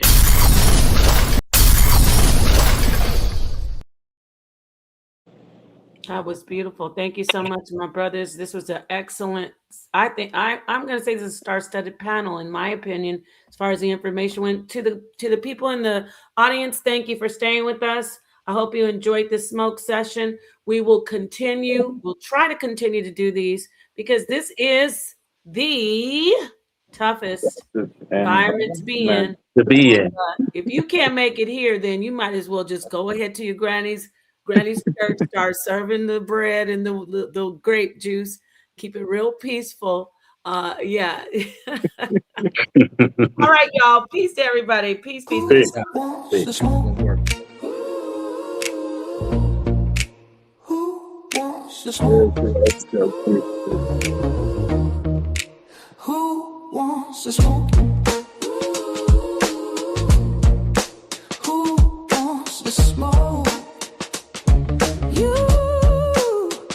Temperatures going up, the heat is rising, scholars are showing up, audience vibing. We on a mission, competition is the only desire. Whose information will be facing the unmerciful fire? So what's up, stand up, can you walk through hell? So tough, too tough for the weak soft shell. Set the fire, fan the flame, smoke is rising in plumes, while the inexperienced debater starts to choke on the fumes. Bring your science, bring your wisdom, even bring us your religion. If you cannot stand the heat, then please don't come in the Paul's kitchen. It's a session, learn a lesson, fight and overcome your fear. Who will be the best debates? By the time all the smoke clears, who wants to smoke?